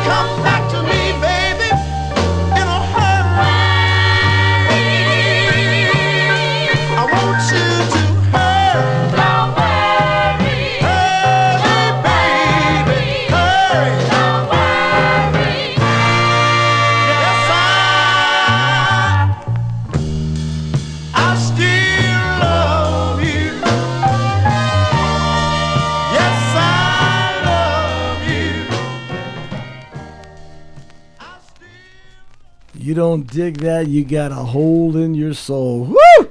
Love that record there. Killer ballad there, No Dave doubt the about Rave. that. No doubt. Charles Sperling, King record label. Once again, a tune there from 1967, I think, for that particular record. Charles Sperling, Don't Let Him Hurt You, Baby. Very good. Now, this next record, I got to be honest with you, it's like, for me, it's a prized possession. You got to understand, when I was like 12 years old, and this amazes me, when I was 12, Otis Redding died. Well, first of all, I was a big Otis Redding fan. Loved Otis Redding as a young 11, 12-year-old kid. And I also was in love with the record that he did with Carla Thomas, which came out on King and Queen. Well, the album was called King and Queen. Of course, it was released on the Stax record label, and they had 3 great singles from that: Knock on Wood, Tramp originally, then Knock on Wood, and then Lovey Dovey, which I'll talk about in a moment. But in any event, being a young kid and a record geek, I also had the ear of Larry Berger. Larry Berger and I became friends because I used to hang out at the radio station, WCTC in New Brunswick, where he did a Saturday night show. And I was like the coffee boy, and I would be bugging him to play records, and he would give me some promotional copies of extra records. And, I would just constantly bug him to play different records. And when Knock on Wood was starting to fade off of the charts, off of that King and Queen album, it was the second single off of the Otis Redding and Carla Thomas LP, I kept bugging him to play Lovey Dovey. I said, Larry, you got to play Lovey Dovey, man. It's a great record. Play it off of the album. And eventually, and he gave credit over the radio. He did give me credit, myself and another guy by the name of Don Martin. He said, I got to thank Dave Kopolsky. He didn't know me. I wasn't Dave the Rave at that time. Quite frankly, I never wanted to be Dave the Rave. I was doing radio as Dave Kopolsky, and after doing about 3 shows on WPDQ, I get called into the office of the program director, and I said, what's up? He says, we gotta get your radio name. I said, what do you mean? I'm Dave Kopolsky. Yeah, that's not a good radio name. So if you're going to continue broadcasting on this station, you're going to be Dave the Rave. I'm like, Dave the Rave, it sounds like a clown. I mean, this is this is serious business for me. I'm passionate about the music I'm playing. And he said, well, you're going to be passionate. You're going to continue to be passionate, but you're going to be Dave the Rave.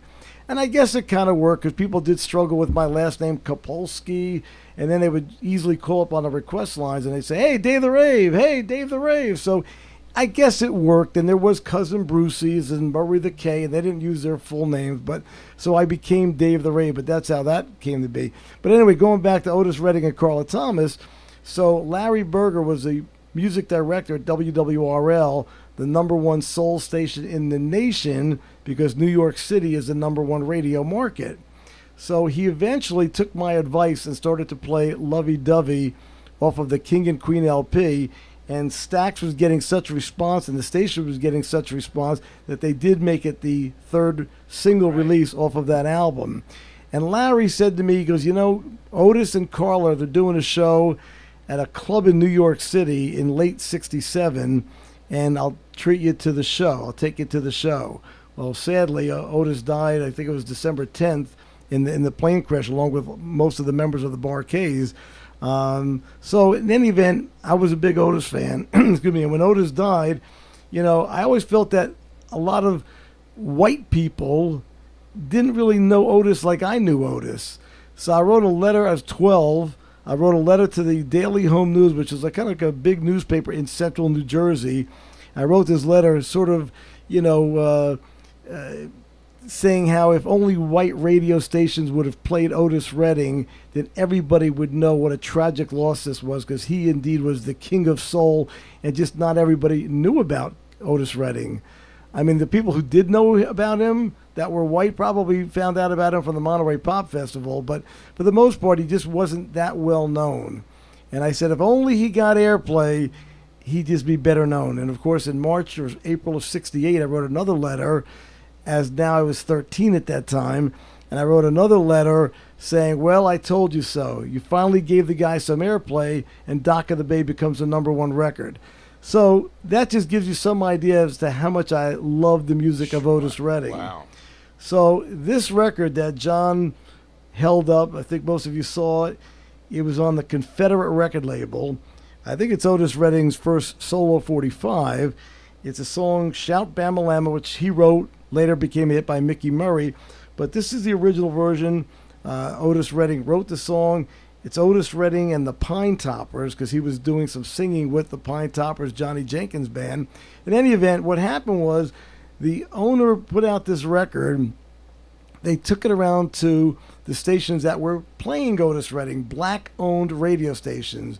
And when they saw this particular record, there's no way that we're slapping a record on our turntables for radio airplay on the Confederate record label. Right. It just isn't happening. So this is a really rare 45. This spawned is it the Orbit, really, the one that? So what happened was the same owner of Confederate Records realized that this record's going nowhere on the Confederate label, so he ended up putting it out on another label that either he had or he created. So the second pressing of this record was Orbit Records, and he put it out on Orbit, and at least the black stations and disc jockeys were willing to play an Otis Redding song on Orbit, just not a label with a Confederate flag on the label. Right. So, and I can tell you one other interesting thing about this record. There's some Otis Redding like foundation or museum, and somebody from Sirius XM had contacted me regarding the Otis Redding record, and of course, I wasn't willing to give up my copy for it to be displayed because I'm a record geek and a record collector. But being that Otis means that much to me and hopefully to the listeners, I take a lot of pride in owning this particular record. So once again, it's from 1962, April of 62. It's Otis Redding and the Pine Toppers, and Confederate record label. You don't see this record almost anywhere, and it's Shout Bamalama. And this is actually, I received a request from Bob Cruz in Maryland. I haven't found my copy. I have it on Bethlehem. I think I have it on Bethlehem, which is a division of King Records, which I think it also came out on King. It came out on several labels. In fact, I brought a copy with me. Confederate Records actually put out a release of this record, but without the Confederate flag. They call it the Conco. It's in my box here. The Conco, like CONCO, the Conco label, but it actually was part of Confederate, and that's even a rare release. I think most people out there, you won't find that Conco release either. But so I'm glad that one of your listeners is going to hear and be able to even see this original pressing. So send it out to Bob Cruz in Maryland.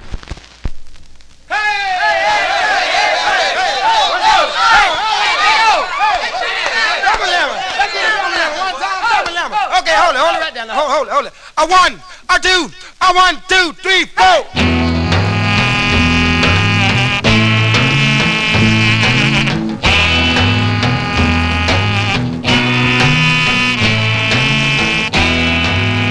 He's down in Alabama.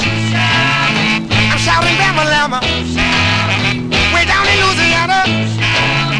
Well, nobody's gonna set him down. Lord have mercy on my soul. How many chickens have I stole? One last night and the night before. I'm going back and try to get 10 or 11 more. I'm steady getting them, man. I love my chicken, baby. Shouting Bama-lama. Well, nobody's gonna set him down. 9 feet and 10 feet, we're going for the field. 9 feet left on a 10 feet of hill.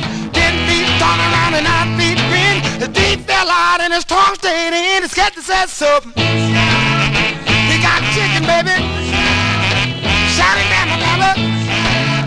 Well, nobody's gonna set him down. A Leo the monkey told a line one day. A bad little fella coming down your way. We were talking about your family with a crying and shame. And say your brother is working on the chain gang. She busting bricks now. She started waking up. Shouting Bama-lama. Well, nobody's gonna set him down. The preacher and the deacon were praying one day. Along come a bear coming down their way. The preacher told the deacon to say a prayer. He said, Lord, the prayer won't kill his bear. I got to make it, baby.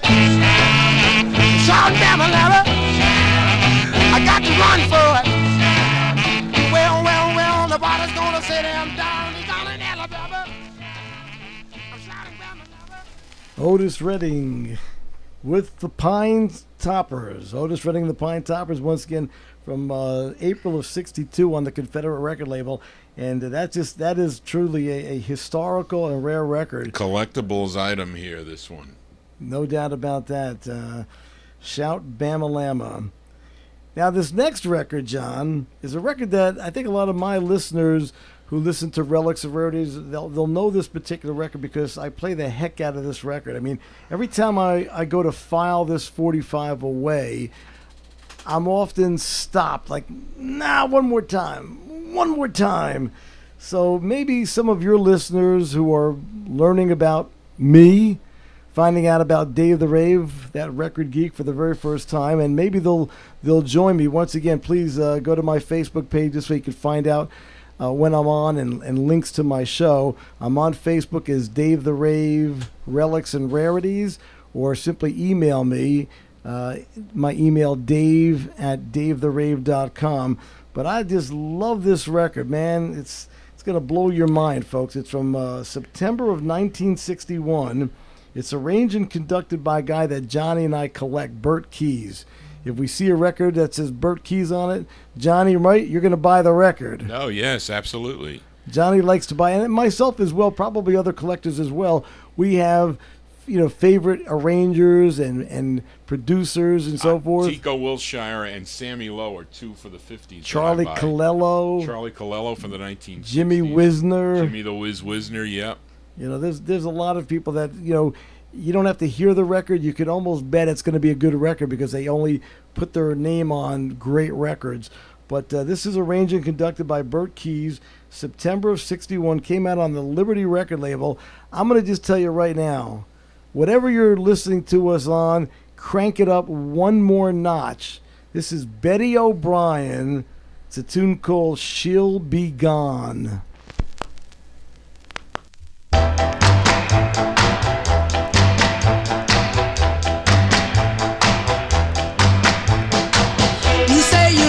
But it's just a lie. So tonight I'll be waving bye-bye. I'll be gone. Leaving on a midnight yes, train. I'll be gone. Never coming back again. I'm packing my truck, my suitcase too. I'm going just as far as I can from you. The way you treat me is a crying shame. Everybody knows that you're to blame. I'll be gone.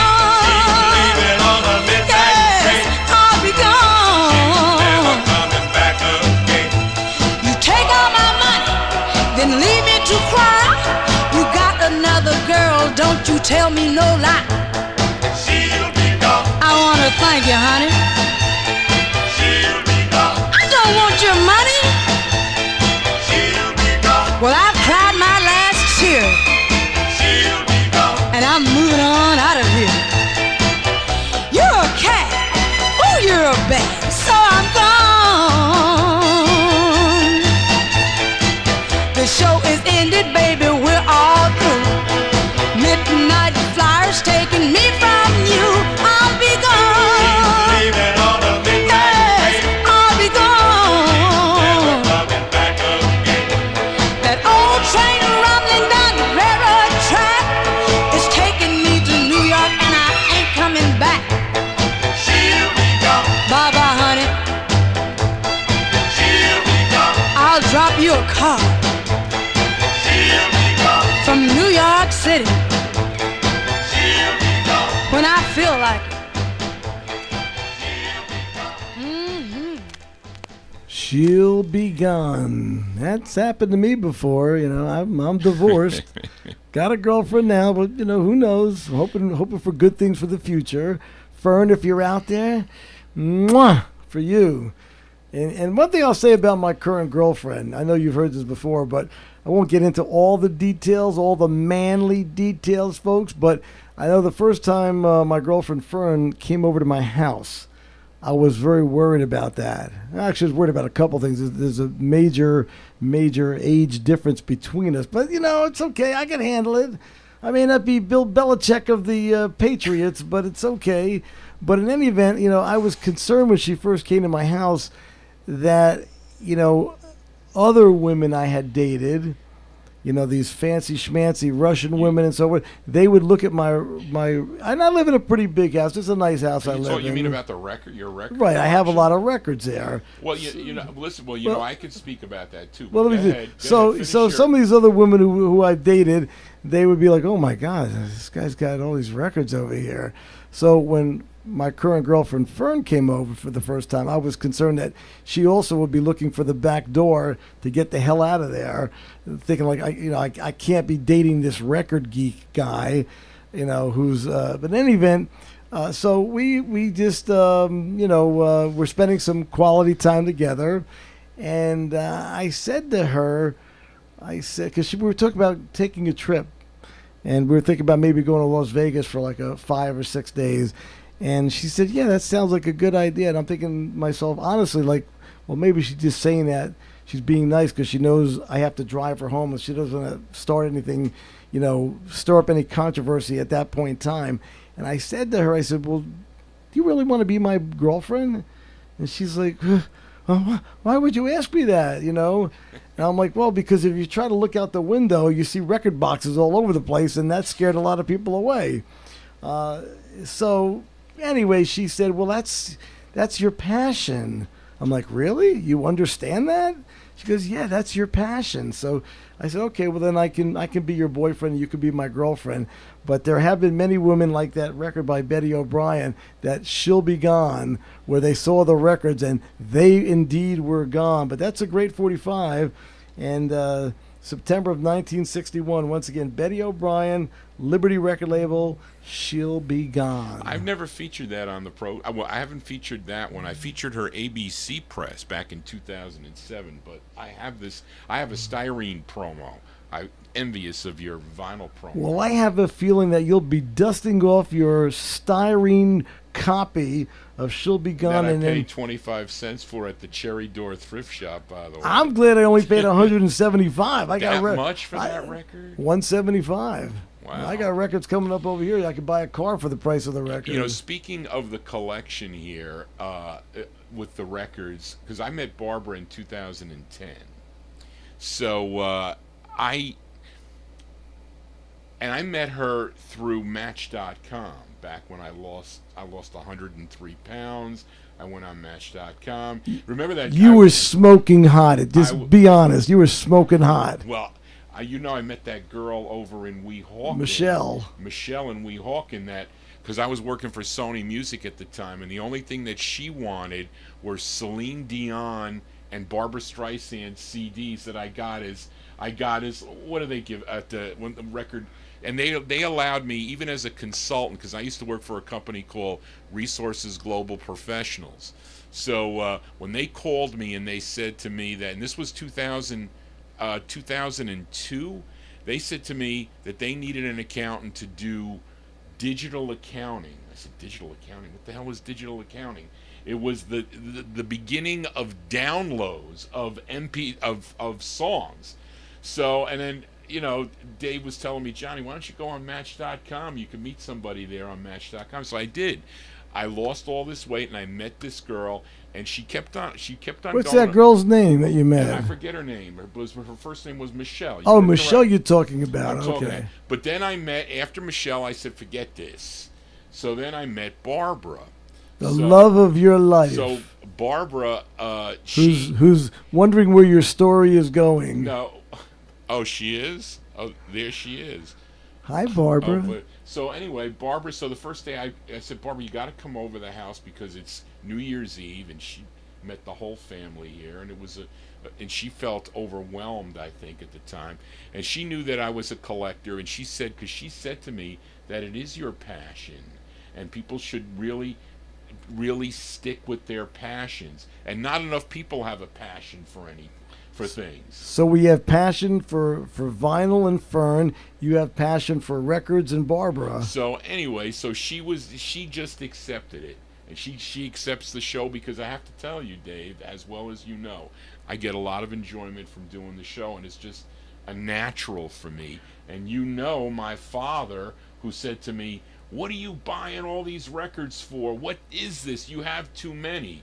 Of course, not knowing how we feel about the music and how much it feeds us to do this. And Barbara, by the way, not only appreciates and respects your passion, but I know she made that Vinyl Treasure sign. Well, she gave you that lamp. She's done a lot of T-shirts for you. She comes up I with need a lot Barbara of as my girlfriend. a lot of ideas. But, not to say that my sister was very familiar with a lot of the records that were around the house, too, right? Yes, definitely. You met my sister, Tony, right? Johnny's got a beautiful sister, Tony, that I was very interested in. One, I know the family she comes from. She's a very attractive female, and she understood vinyl records. So I thought she would be perfect because when she'd come to my house, she'd feel like she was at home. Records at where she grew up, records at my house.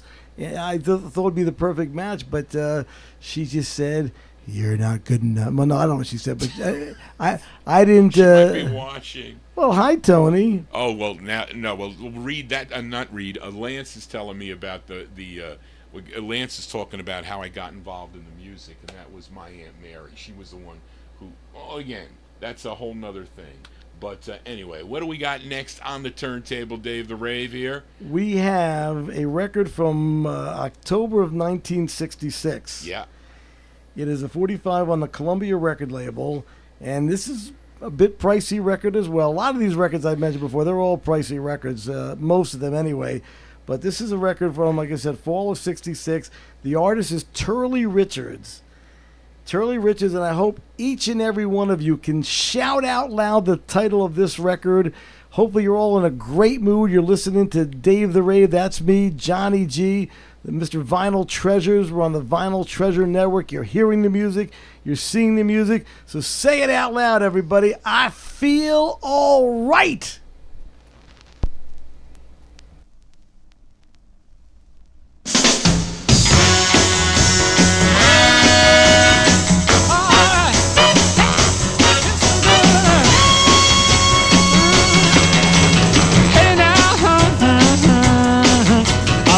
A new love. She's everything that I could need, and I feel alright. I wanna feel the feel of the touch and feel alright. You know that I feel like shouting and I feel like screaming, that I feel alright. I feel alright.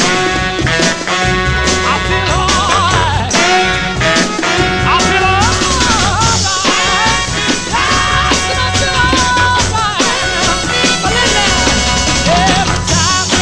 Makes me move. I feel so good. I wanna love her like I never should.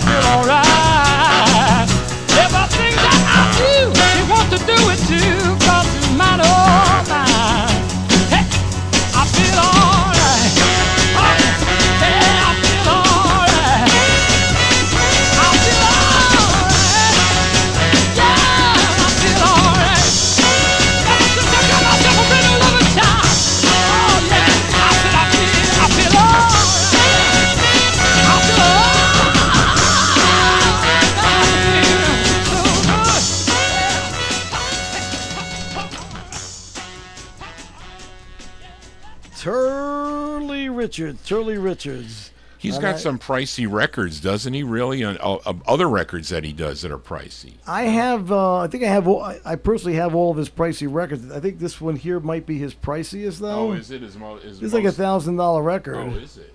Yeah, it's Turley Richards. I Feel All Right, Columbia Records, and once again, that's from fall of 1966. You're listening to Johnny G. Dave the Rave. It's the Vinyltreasure studios that we're in, surrounded by boxes of 45s. I brought up a couple boxes of 45s out of my collection. And again, we'll be spinning some records until 6 p.m. Eastern time. It's another hour and 20 minutes. Then it's going to be a little dinner time. But then we'll be coming back on at about 9 p.m. Eastern. So hopefully everybody will eat their dinner or take a nap if you're over there in England, because it's probably going to be wee hours of the morning.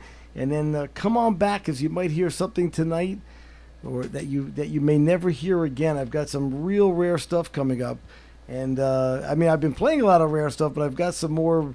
I got a lot of goodies. I'm telling you, a lot of pricey 45s. And Johnny's got stuff, too. He's allowing me to play more of my stuff, which I didn't realize. Yeah, because Dave is he's my special guest here, and I don't. These records are all new to me. That's true. I guess the stuff that you have in your box. They've heard some of the stuff here, but I can play a couple things here now and then. Right. So well, true that you could play them on a Wednesday night, so, and my stuff will disappear after today. But not necessarily, because I'll you'll come feature back. them. Oh yeah, I'll feature them on my show. You'll feature them on. I'm your moving show. in. What are you talking about? Well, Mama G, what kind of food? What's on the menu? She's making baked ziti downstairs and chicken parm. So she is amazing. You got great parents and a great family, and I'm glad that you and I became friends. Oh, she did. Okay. Yeah, there you go. Chicken parm and baked ziti. What's up next there, Dave? Next on the turntable, and here's where our fellow record geeks out there might be helpful. There's a record that I'm going to play. It's on the Tasco record label out of New Orleans. Yeah. And it's by an artist, Otis Scott. The song is called Groovin' Soul. And I think that this record came out in 1968 on the Tasco label. But I think this is the same exact song that Otis Scott had out like in 61 on the Fire record label. I don't have the Fire release, but I think it's the same song. I'm not sure if the titles were the same, but I think I recall that Otis Scott did something on the Fire label from June of 61, which is this song, maybe the same title, maybe a different title, but enjoy the record anyway. But the one that we have on our turntable, as you saw on the screen, Tasco record label, 1968, Otis Scott, and the title is What We're Doing. It's Groovin' Soul. I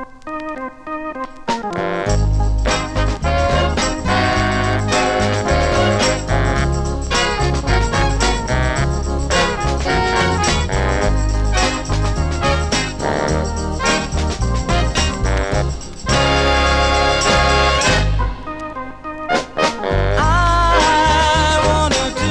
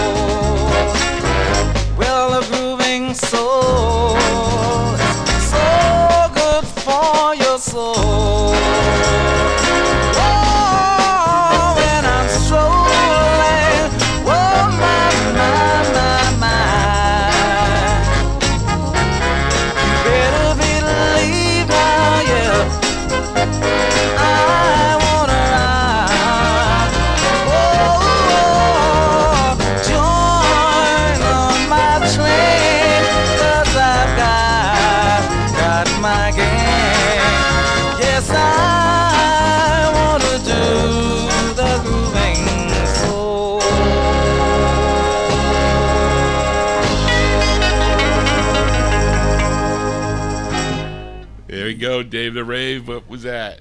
We are groovin' soul. That's the title of the record. That's exactly what we're doing. Although I might throw in a couple of garage tunes. I wanted to, just out of curiosity, those of you that are in the YouTube chat room, how many of you like garage? I didn't bring a lot of garage. Yeah, how many garage fans are in the chat room there? Raise your hand. Just out of curiosity. It's going to take a second. We're a little bit behind with them, but so they'll they're looking at the NASCO 45 there. Tasco 45. Yes, Tasco we got Andy Slater says throw in some garage. You got Darren Record Hound. Lance says Leonard Mancini says no. Well, we know that Leonard Mancini is going to be in the. He's the most difficult listener. We love you, Leonard. Don't take it personal. Amy says yes. So the other ones, I guess they're neutral. A garage is good. So you got Fred says yes. We got you got Daryl Letts. You got AZ Mick. Oh, we have somebody who wants girl groups. I like her. Okay, I have girl groups. I have some girl groups also. I got some rare girl groups with me today. Reed is okay either way. Geronimo. So okay. We got oldies fan. I didn't bring a John. I didn't bring a lot of garage, but I have a couple. I think we can interject this. Right, and just so you know, my show that I do Sunday nights on Top Shelf Oldies and the syndicated show that I do play a good amount of garage, a good amount of soul. It's almost like 50-50, and there are some hits thrown in on there because I don't have to worry about the YouTube, copyright police. But anyway, this next record. Yeah, Dave the Rave, tell us about this 4-figure record. Well, can I call Fern and make sure she's not listening? Well, let's see. Fern, are you listening? Fern, are you out there, Fern? Okay, let's assume she's not listening. Call me on my cell if you are. Right. We don't want Fern to be listening. This next record is from 1966. It is on as Johnny G pointed out when I handed him the record, it's on a California label. And how did you know that, Johnny? Well, I know because, listen, I'm an aficionado when it comes to dead wax information. It's a Monarch pressing plant. Plus, I know what LA records look like. And that is pressed at the Monarch pressing plant. But I wonder how many copies they pressed at the Monarch pressing plant. Well, this is a rare 45, and it's on most Northern Soul Holy Grail listings of 45s. I got a couple of them that I brought with me today. This is one of them. This was, I guess I can disclose, this was $4,000 is what I paid for this record. And I've already been offered by some Northern Soul collectors who found out that I had this record. I've already been offered $5,000 for the record, but I'm not a seller. I'm just a buyer, just a record geek. I'm Dave the Rave with all the, what does Tommy James say? Dave the Rave, the record geek with the records you seek. Well, he says both things. He says both? Okay. He says Dave the Rave with all the records you crave, or he says Dave the Rave, our resident record geek with all the records you seek. Okay. Well, this is a record that I think a lot of you will be seeking, maybe on a CD, maybe on a 45, or maybe just downloading it off of YouTube. But it's a record from 1966. It's an out-of-sight 45. Actually, this says here, John... I follow this Johnny Hotspur on 45 Cat because he's got. So when I program my show, I look at records that he owns. If I have it, I'll play it on the show. So he says this is a white soul singer, by all accounts. That's what he calls this. Definitely a white soul singer, yes, and it's not just on the Out of Sight record label, but I think it's an Out of Sight 45. Okay. I didn't realize it was going to be $4,000 because the way this record sale that Johnny and I have been looking at from the Greg Zora collection, you hear a record, you like it. You take the records that you like, you bring them up to the front. How many? Well, you were telling me records that were priced already. Remember, you said, Johnny G, what would you pay for this record? Right. And I can tell you this. If I would take a record that was like $1,000 and I'd play it for Johnny just to see what he would say, and I said, Johnny, you like this record? Well, you said, would you pay $400 for the record? And Johnny would say no. I'm like, really? Okay, well, it's $1,000. Right. Or I would say yes, and he would say, well, that's cheap. Right. But this is Bobby Wisdom. Okay. Bobby Wisdom, once again, on the Out of Sight record label. It is from 1966. Holy Grail Northern Soul record. It's called Handwriting on the Wall. Okay, here we go.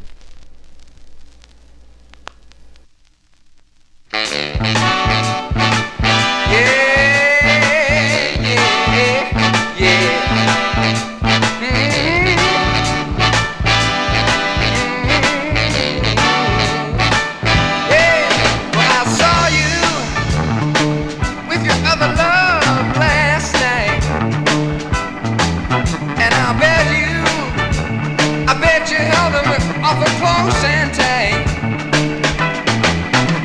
Remembering how that it used to be me.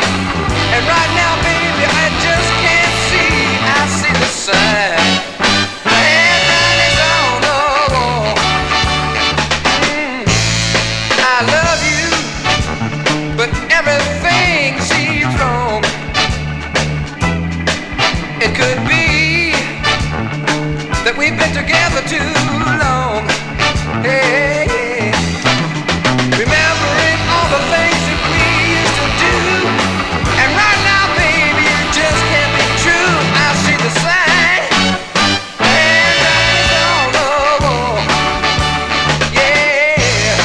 I wish that my true love could go on and on and on. Together we could make a symphony with love, oh sweet song.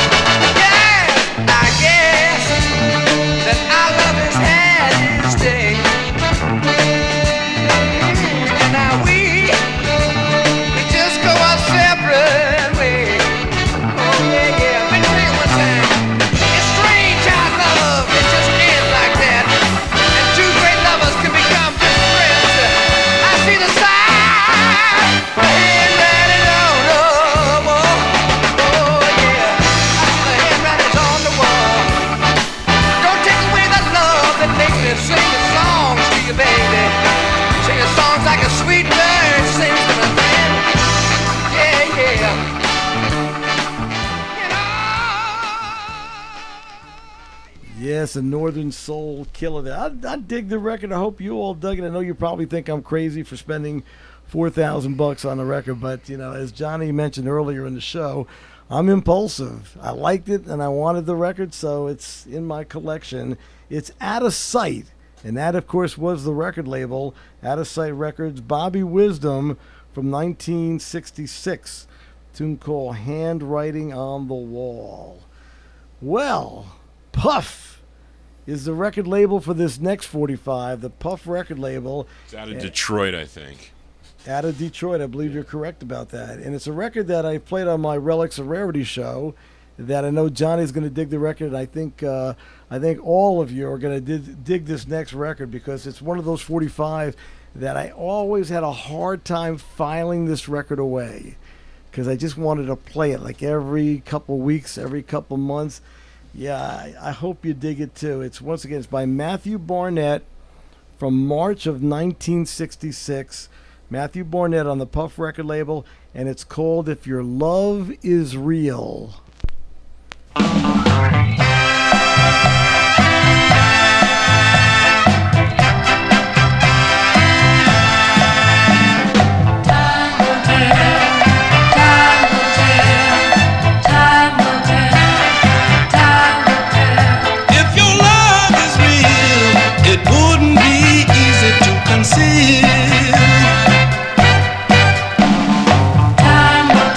Ooh, baby, oh yeah, I want you to hear me.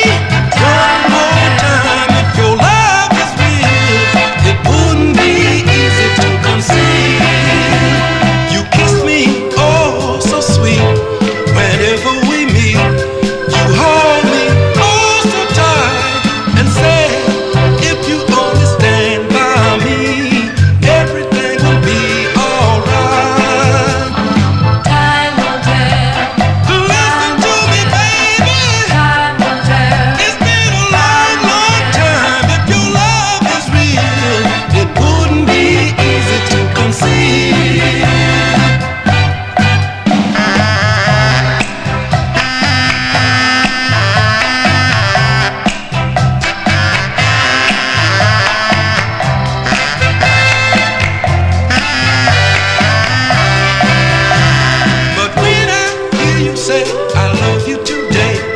I can't help wondering, will I will stay all night long.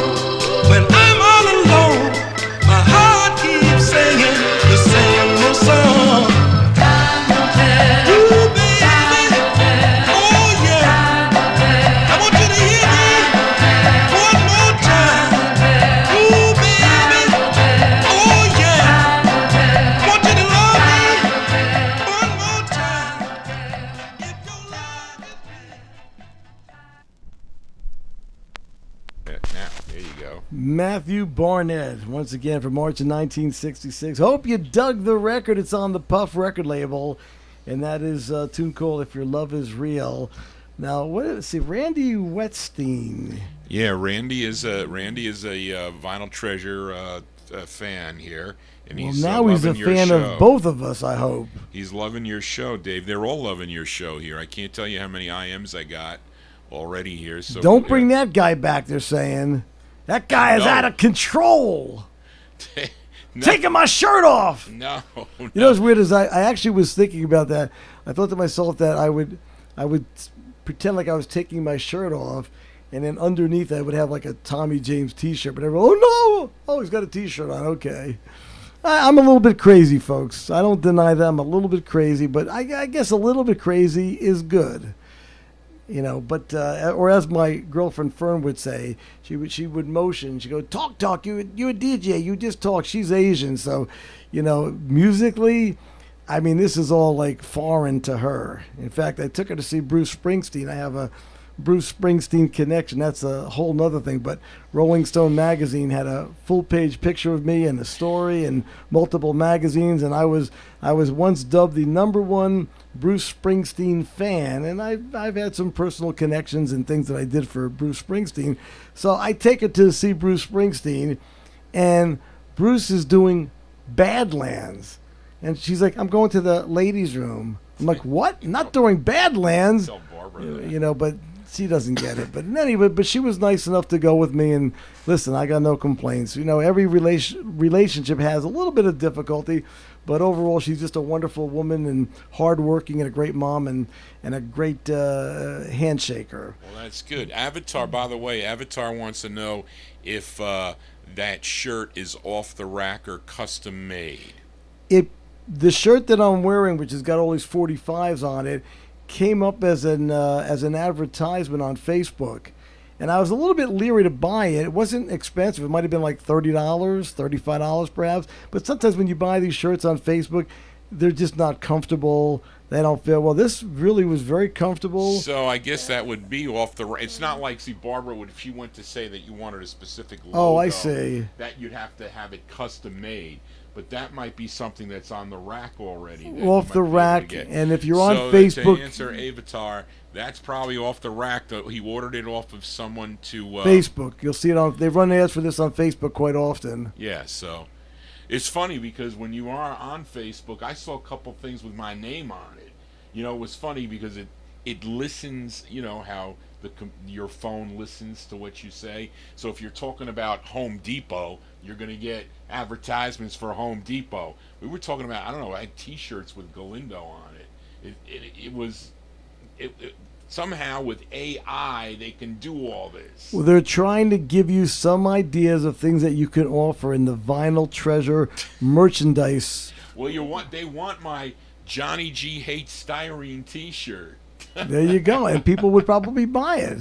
You got a very dedicated Well, Barbara's got to start listenership. the marketing thing because I never have time to do that. There you go, Barbara.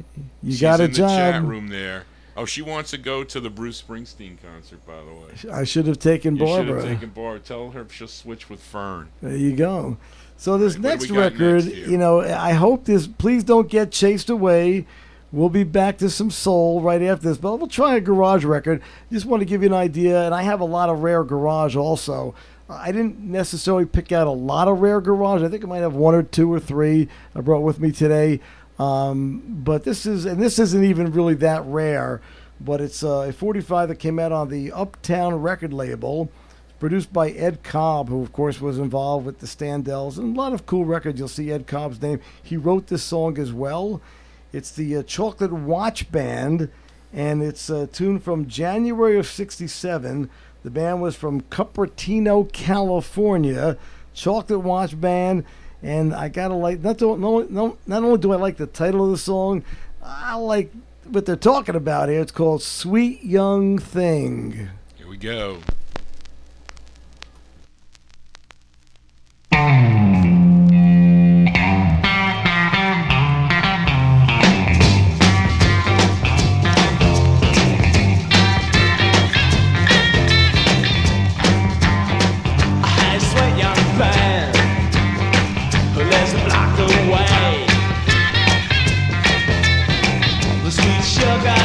I like to kiss all day. I climb the stairs to the 13th floor. Hey, sweet young thing, come on and open your door. Come on, open your door. I said open your door. Yes, I said open your door. She out there. Hey, I said she out there.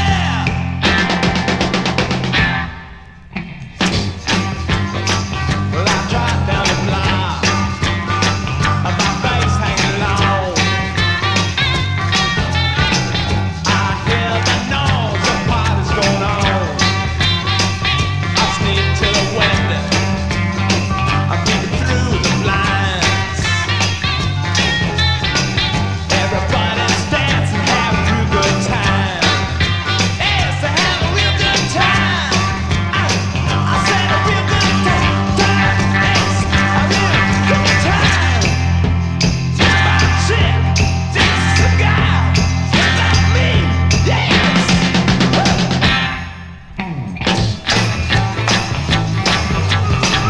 Hey, sweet young thing, what you doing there? And who's that creep who's touching your hair?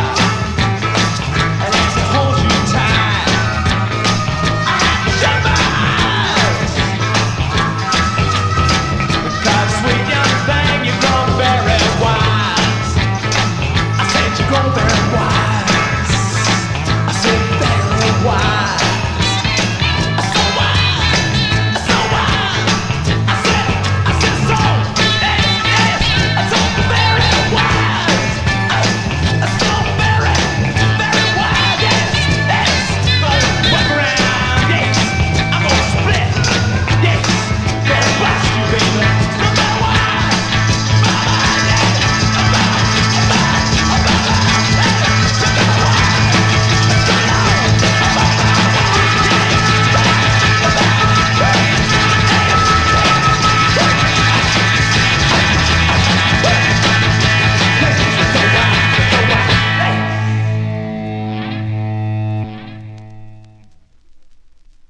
There you go. Well, that's one heck of a way to kick off our beginning of our fourth hour here on our Sunday special.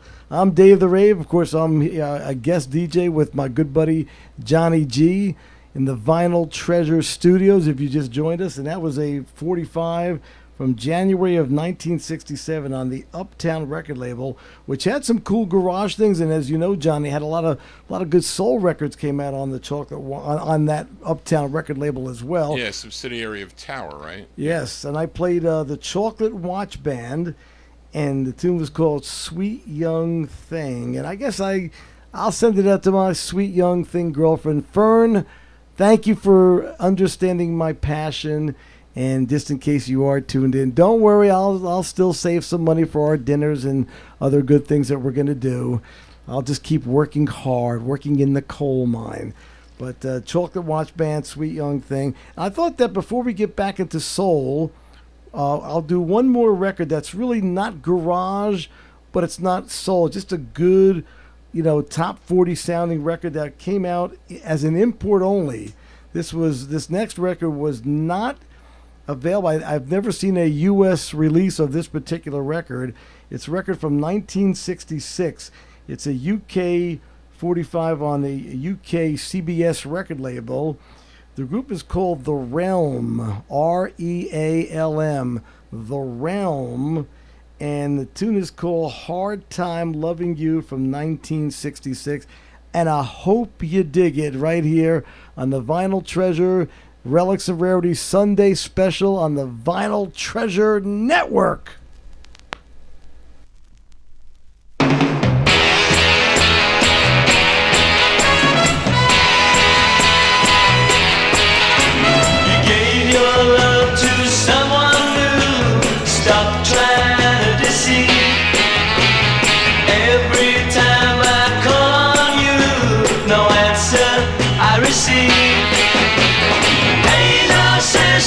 What do I do?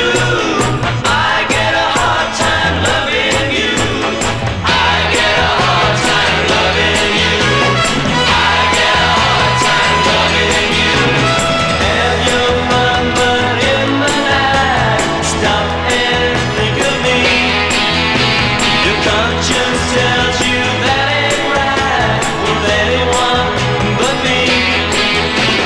Hey now, sister, what do I do?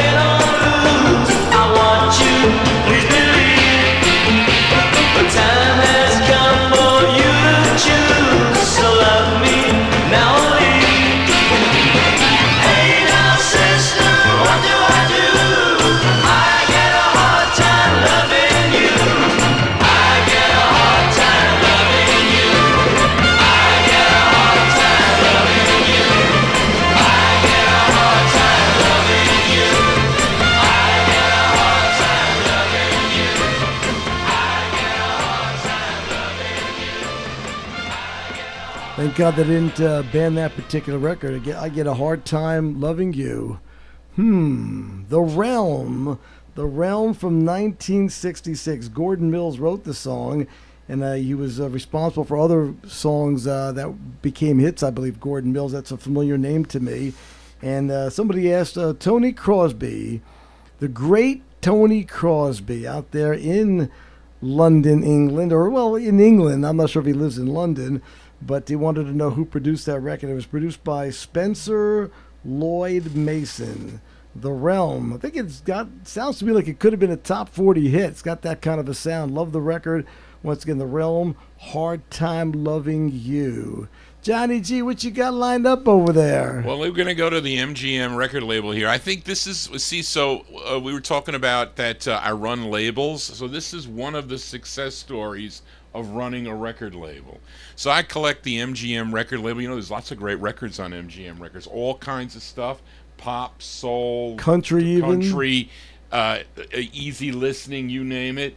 Well, sometimes there's some good records on there, and this I think is a good record. This gal, I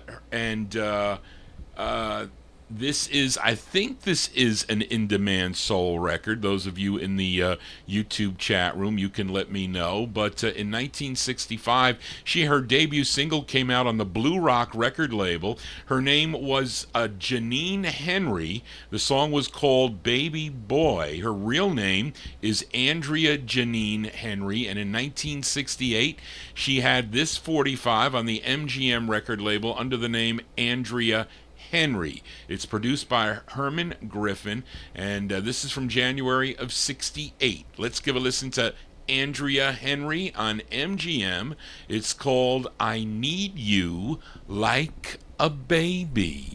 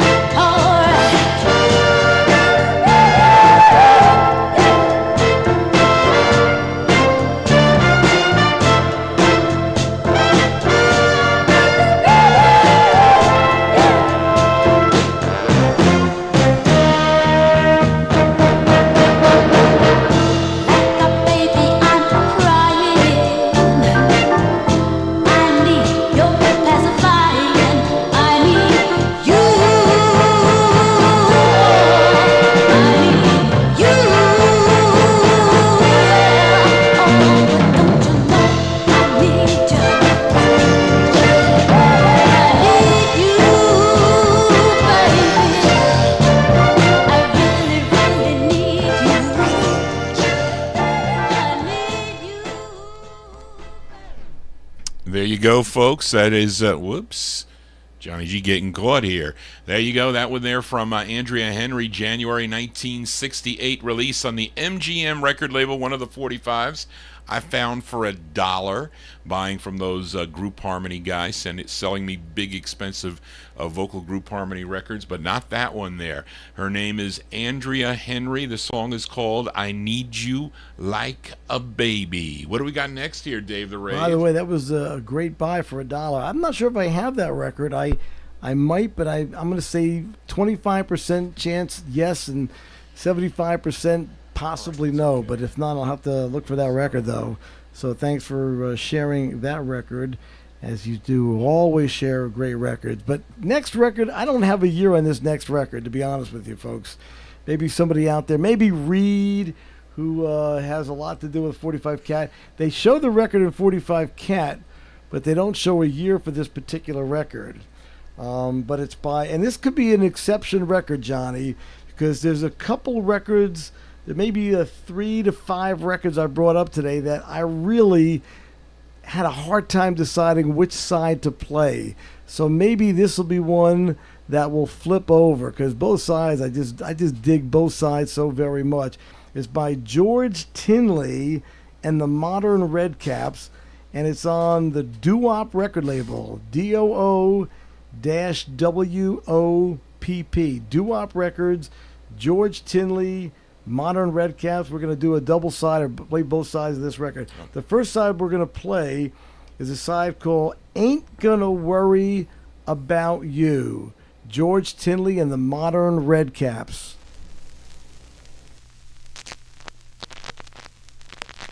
Ain't gonna worry about you. Ain't gonna worry about you. Ain't gonna worry about you.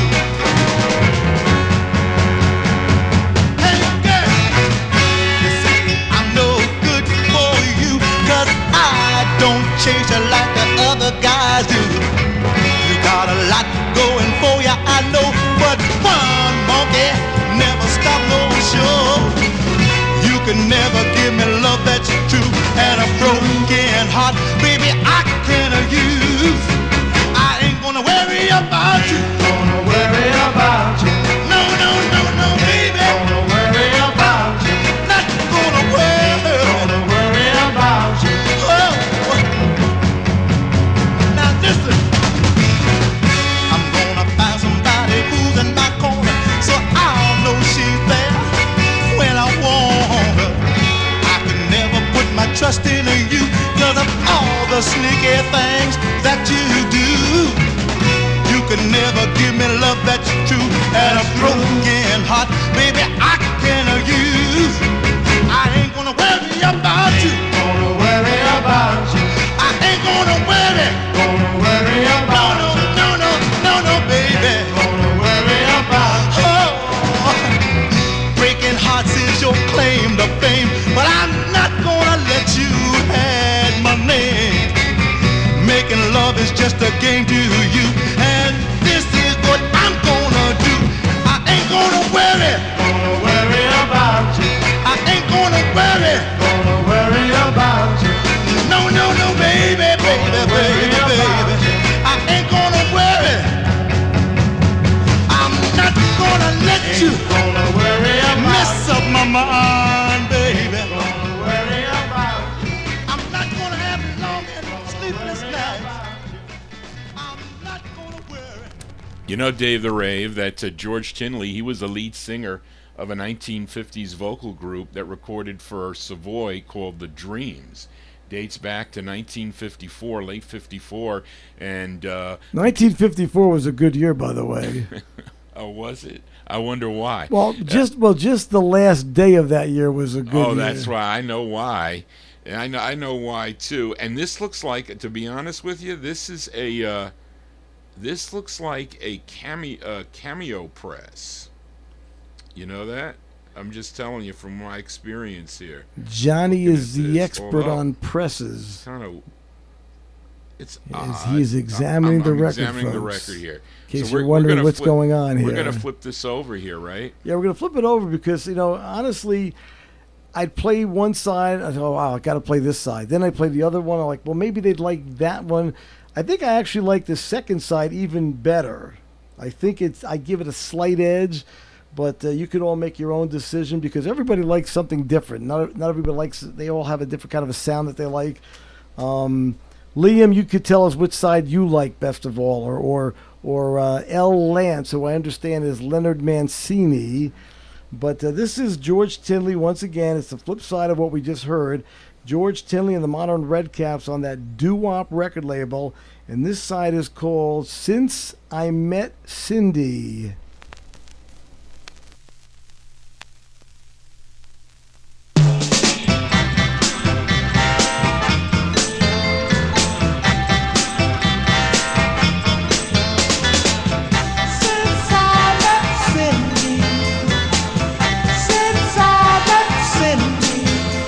A lonely man in a lonely world, a lonely soul was I.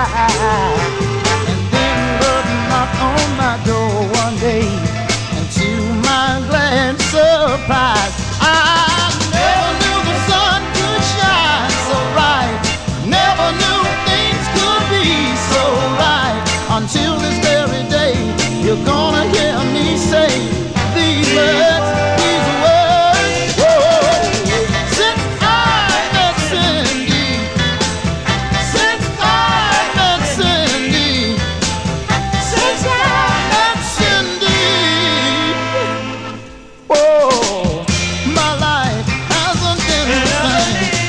Days of follow were days of joy.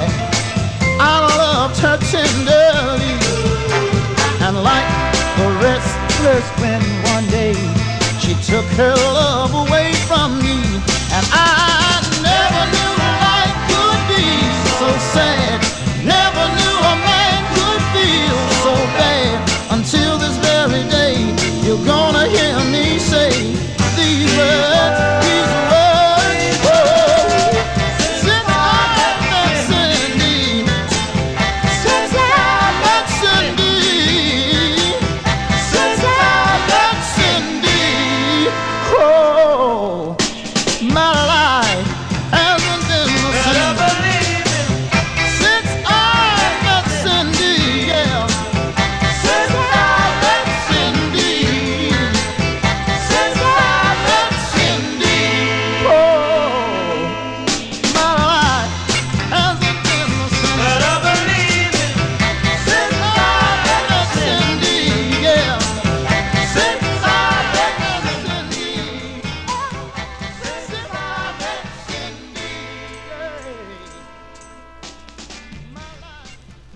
You know, it's difficult for me, Johnny, to remember not to talk over the outro of the record because that's not the style of this particular show. That's correct. See, so well, maybe if you sit here in the chair, you can do. You have to stand up, though, right? I do my show standing up. Stand up, so we could put the mic thing up here. You'd stand up, but do you have a trouble putting the needle on the record though? No. Are your turntables up high? Well, one turntable's up high, the other one's down low, but I've got it all figured out. Because if it's up high, it's so much easier to. Yeah, but one's down low, but I'm pretty good at it. Well, yeah, after all those. I got to tell you, I mean, the way I do my radio show, folks, and some of you who have heard the Relics and Rarities show before, again, that's the show that I do, Relics and Rarities. And again, let me give out my website. There's archive shows there. It's davetherave.com. davetherave.com. There's some interesting things on at the website, and there's a radio tab that you can click where you can catch my syndicated show. Then I have shows that I post up on a lot of my Sunday night shows are now archived on Mixcloud. Mixcloud also has some of my Boss Radio 66 archives, another great radio station, Boss Radio 66. The XM radio stuff that I do, you got to subscribe to XM Radio. They do archive the shows for a 2-week period of time. But, you know, I when I do my show, I don't have any research. I got to be honest with you. I just play a lot of records. I can tell you the year. You try to get some research, but not like I don't know the names of the band members and so forth. I mean, it takes a lot of time and money. You pay for a research assistant and everything. So it takes a lot of time to do it. And sometimes, listen, I know you could whip up a show a lot quicker than I could. I just you listen, folks. Not that you fly by the seat of your pants. I do but though. You can. I so honestly, quickly. if there was a camera to watch how I do a show, I know my opening instrumental and maybe one song after that, and after that I'm just surrounding myself with about 1,045, and as one song is playing, I'm like, I'm shuffling through the records and trying to figure out what I'm going to play next. And it's just by feel, and I got pretty good at it. I've been doing Relics and Rarities, now since February of 1996, and actually I started doing radio before that. I did college radio, and I did like top 40 radio. And I still have sound checks of this, of WDAV. I did Channel 14 on my walkie-talkie when I was like 11 and 12 years old. Well, yeah, but I think, Dave, really for you, with your experience, though, in the industry, you are a true radio DJ playing the records. Now, remember, for me, because I'm a collector, I am like... not even like Gus Gossard in a way. You call me Johnny Gus Gossard. But you see, for me, in my experience, again, because I was first into, and I always was into soul music because my aunt was into soul music. But I did my show as a collector's show. But it just has morphed into something bigger now. So really, this is an ideal show, as this show is, even for collectors of the music and the lovers of the music, because the Northern Soul scene, they play the real records. And now they play the bootlegs. They don't get the MP3s. They get the bootlegs. But still, it's different. And so people say, I remember Delana said, Johnny, I love your voice. You have that baritone voice. My son loves your voice. He was like, you were on one day, we're listening in the car. He's like, is that John Galindo? Yeah, why? Well, he sounds so different on the air. He sounds so professional. When I hear amateur. him over the telephone, it doesn't, you don't quite get that ambiance, but over the radio, man, this guy's incredible. I can't tell you how many of my listeners say, don't say you're an amateur, because you're not. And I am. I had no, people go to school to learn how to become Connecticut School of Broadcasting. Okay, right? so you can do that. So, and again, I do a script. Dave doesn't do a script. His script is up here. So I just ramble on, folks. So he talks about, but he has true experiences with actually a lots of the 1960s singers. You have hosted many, you've emceed many shows in the New Jersey area, okay, and New York area. You've emceed. Listen, he's going to be on the Tommy James show at 6 p.m. Channel 73 coming up. So if you have Sirius XM while we're eating dinner, turn on Sirius XM, 60s Gold Channel, which is 73, and I come on about 6:10 p.m. I'll be in the studio with Mr. Tommy James. Plus, he's interviewed countless people. Lots of them are not even alive anymore that you've interviewed. That's true, yes. Okay, and they're on the website. Steve put them up on the website that you have. What's your website there? DaveTheRave.com. Okay, so he has, in all these years going back, interviewed all these, because I used to listen to him. You had Keith 98.6 on the show. I'm still friendly with Keith. I spoke to him. I featured one of his songs on Tommy James. And I called him up. I said, Keith, I'm going to be, I'm going to be featuring one of your lost 45's, and that was only about 6-8 months ago. He called me one day. I don't know where I was, and he says, Johnny, I want you to talk to somebody here. Tony? He says you know the song "Church Bells May Ring," whatever. He called me and he said, I have Tony Middleton on the phone. He called me when Johnny Madera was on.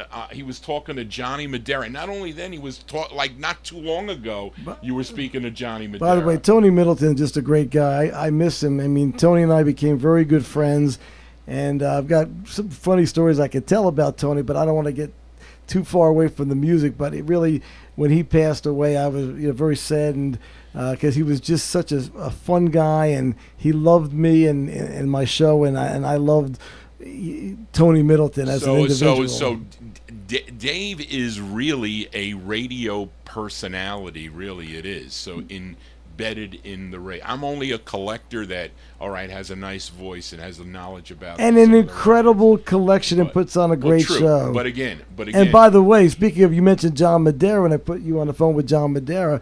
I also put you at the table with Jimmy Wisner at my kid's bar mitzvah. That's correct. So I get an invitation to Dave's son's bar mitzvah there, and it's at a restaurant over in New Jersey. So I go there, and I don't know where I'm sitting. So I'm at this table, and I meet Jimmy Wisner and his wife Jane. Okay, so we're talking about the music. Well, Jimmy was like a second dad to me. So, and again, because in the circles of who Jimmy Wisner knew, and I think was working with Tommy James also a lot at the time, even very when he was much so, doing yes. doing the Christmas CD and all that. Dave has a part of. I have a special thanks on that CD. So he is truly a radio personality. I'm a geek, folks. I'm just a that geek. too, but it's just an advanced one. So, I'm an advanced geek. I like that. You're an advanced geek. I got the master's degree. He's got a master's degree. Well, right now I'll throw another one. I was looking through the box and I saw this a great garage record. That it's kind of funny how I got this record too, because I actually just got done recording a Sirius XM radio show with Tommy James, and I was trying. This guy wanted $1,500 for this garage record that I'm going to play, and I thought that was fair, but I wanted a better price only because he was desperate, and he told me he was desperate. I said, "Look, if you're desperate," I said, "then give me a deal on the record." I said, "Well, what do you want to give me?" I said, "How about $1,000?" Anyway, so he lived up in North Jersey. Of course, I live in Central New Jersey, about an hour and a half south from where he lives. And it was just so weird. I had just dropped off Tommy James at his house, and the phone rings, and it was Vincent. Guy's first name is Vincent. And he says, "Hey, okay, I'm willing to do the deal with this particular record that we've been talking about." And he's trying to tell me about driving down to bring me the record and how we're going to connect and everything. I said, "Well, where are you coming from?" And he says, "I'm coming from the Caldwell, New Jersey area." I'm like, "What? Caldwell, New Jersey?" I said, "I'm about 15 minutes from you because I'm up in North Jersey now. I just got done recording the thing with Tommy." I said, "Really?" So it worked out perfectly. I met him at a pizzeria. I sent him a PayPal friends and family payment of $1,000 for this next record. It's a great garage record. It really is. It is on the Crisis record label out of Linwood, California. Crisis Records. It's by a group called the Cavaliers. And it's a killer garage tune. And again, fear not, we'll be back to soul music shortly. But here's a little break with a garage tune. Cavaliers, 7 Days of Crying.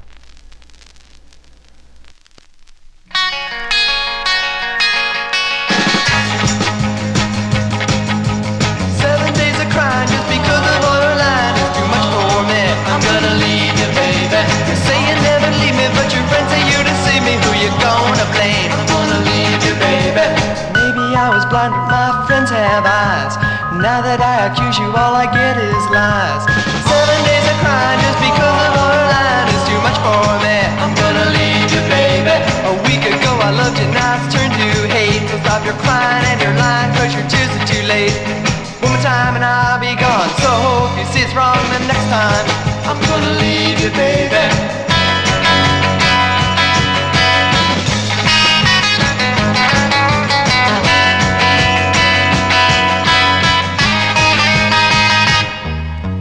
Girl, you better listen or you're gonna find me missing. I won't live this way. I'm gonna leave you, baby.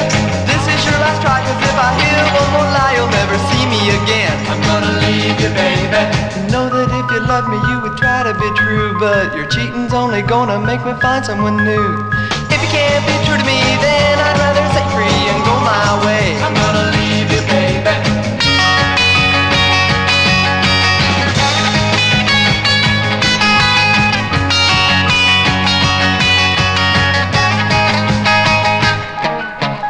7 days of crying just because of borderline is too much for me. I'm gonna leave you, baby. You say you never leave me, but your friends say you deceive me. Who you gonna blame? I'm gonna leave you, baby. A week ago I loved you,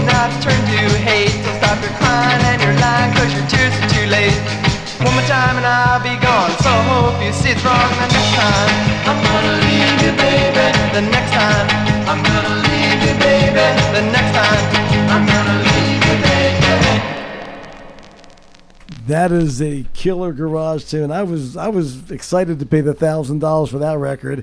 Ken Sims, who was in the YouTube chat room, he says, I got this 45.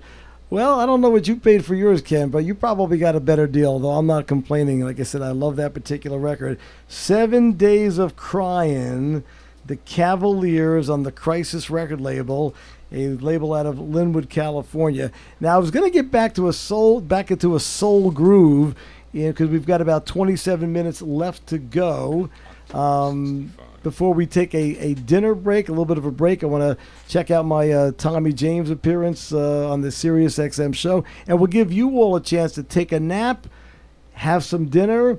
We'll be coming back on at 9 p.m. Eastern Time right here on the Vinyltreasure Network. I'm Dave the Rave with all the records you crave with my... Johnny G. Just going to say that. The legendary Johnny G. The guy with the great radio voice.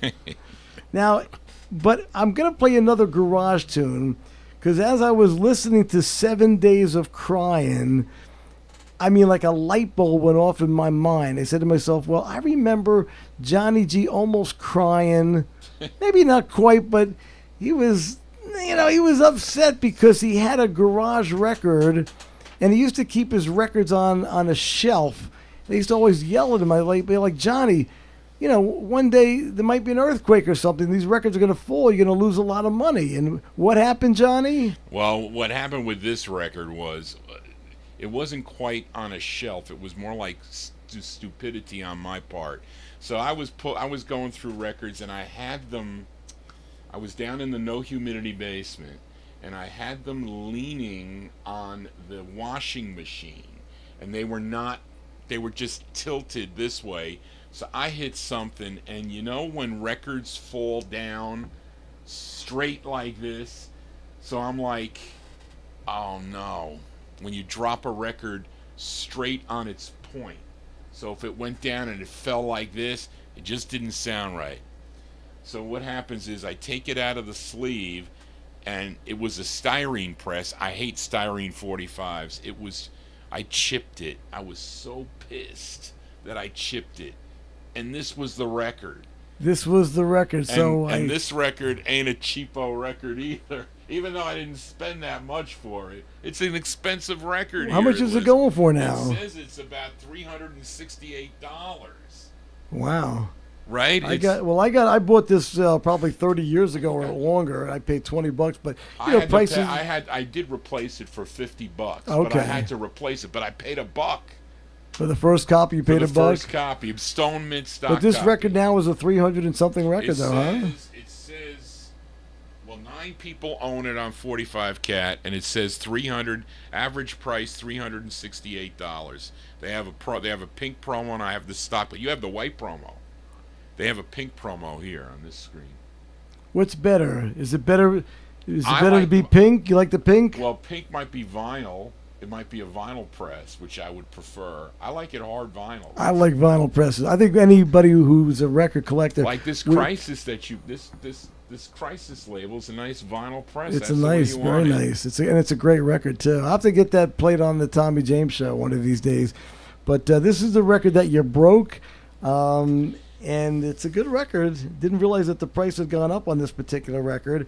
It's on the Mercury record label, and it's by Tony and Terry, Terri, and it's called I Want You. This is October 65 on Mercury.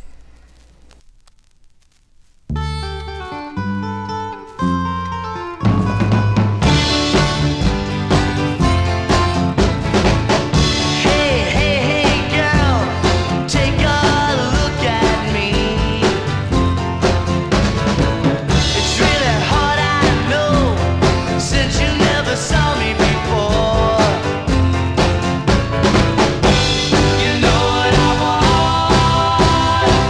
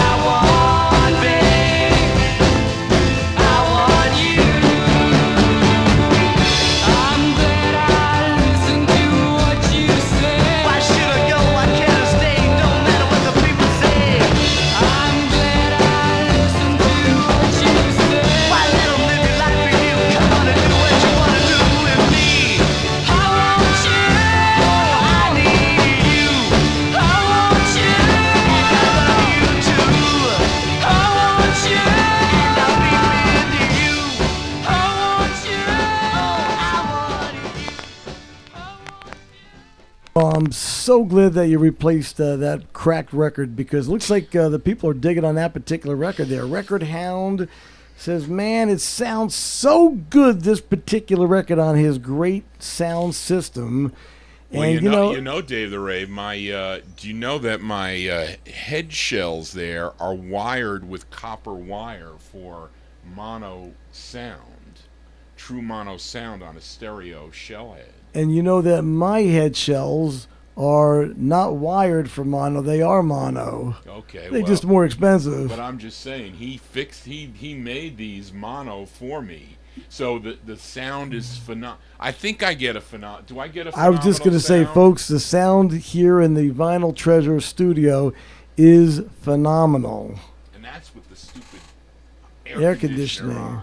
Well, it keeps us cool. Which you'll give they hear sometimes. They hear the buzz here on the show sometimes when we talk. They'll hear a little bit of a hum from that. Well, we're electrifying. We create a buzz. I'm just saying, we do. But anyway, listen, folks. I hope you're enjoying this. We are enjoying it. I'm enjoying it.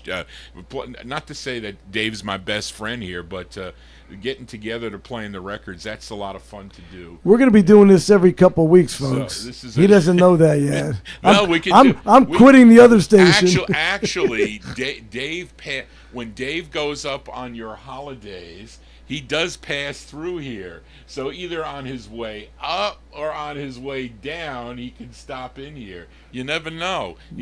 I might be. That's what you never know, and that's why you need to subscribe. I could lease out this space. $5 every hour. How about that? Is that a fair price? More than fair. He'll be here. He knows how to work the turntables. He'll be up here. Okay, Johnny, I'm going up to do the show. He could do it here. So this is the start of the Johnny. And we're talking about getting a radio station too. If my brother would invest in it, WFAS. Then we'll get a radio station here with a visual. That was a discussion that Johnny had many years ago about the possibility of a brother buying WFAS. And I would do 12 hours, and Johnny would do the next 12 hours. So we would rotate. He seriously was talking, because my brother's an investor. So he was talking about investing in possible rate, because we have all the records for this style of music. Yes, 50s and 60s, early 70s. Although we could, even if we had to stretch it, we even have 70s and 80s. Well, I have a lot of albums and CDs from the 70s and 80s. I got thousands of 70s and 80s down in the basement. I don't even know what the hell I have, but they're down. I might even have 70s soul records. I don't even know.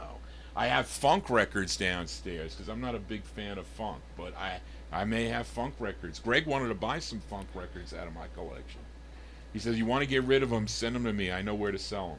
But anyway, and I'm sure he did. By this, once again, that was Tony and Terry, October. I think he said October of '65. That's correct. On the Mercury record label, tune called "I Want You." Not only do we create a buzz, Johnny, but I don't know if you know this about me. I can read minds. Can you? I know that Dead Wax 66 loves, along with Daryl Letts, but Dead Wax 66 in particular, I know that he loves the Unrelated Segments on Liberty, the song called Cry, Cry, Cry. So before I left the No Static Attic, my Relics and Rarities vault, I grabbed from the fall of 1968 on the Liberty record label.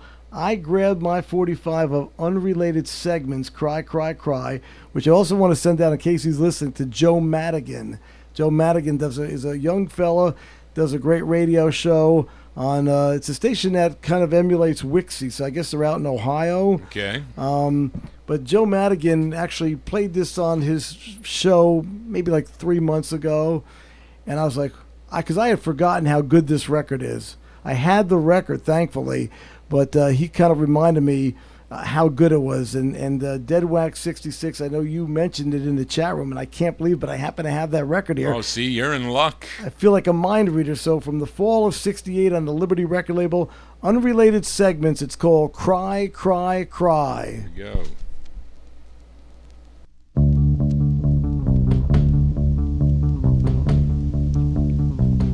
Gonna cry me a river, river of tears. Mama sheet for payment, baby. Hit a lonely year. Hey!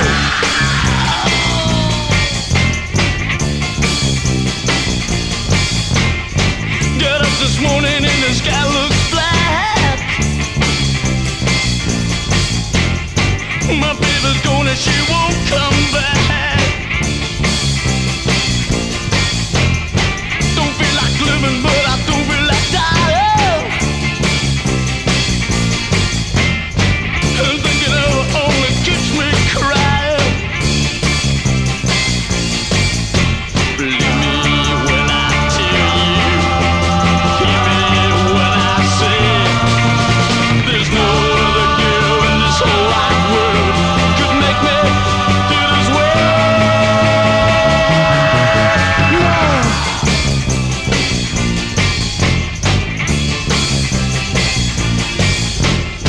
I'm gonna go, I'm gonna live tomorrow.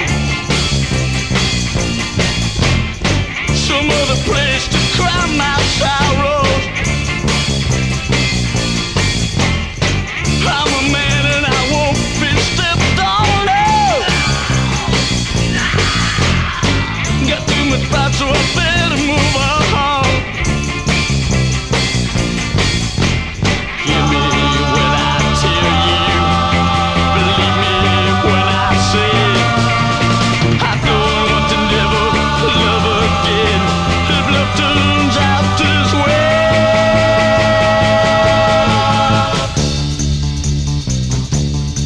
I'm gonna cry, cry, cry, cry.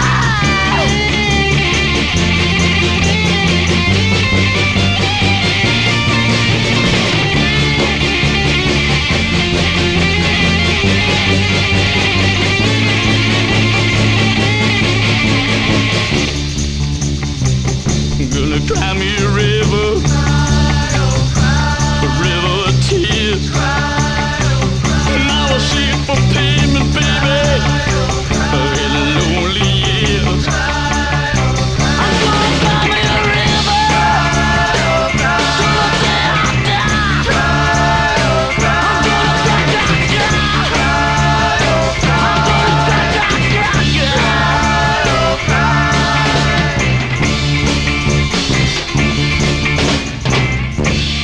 cry. Fall of 1968. Isn't that a killer record?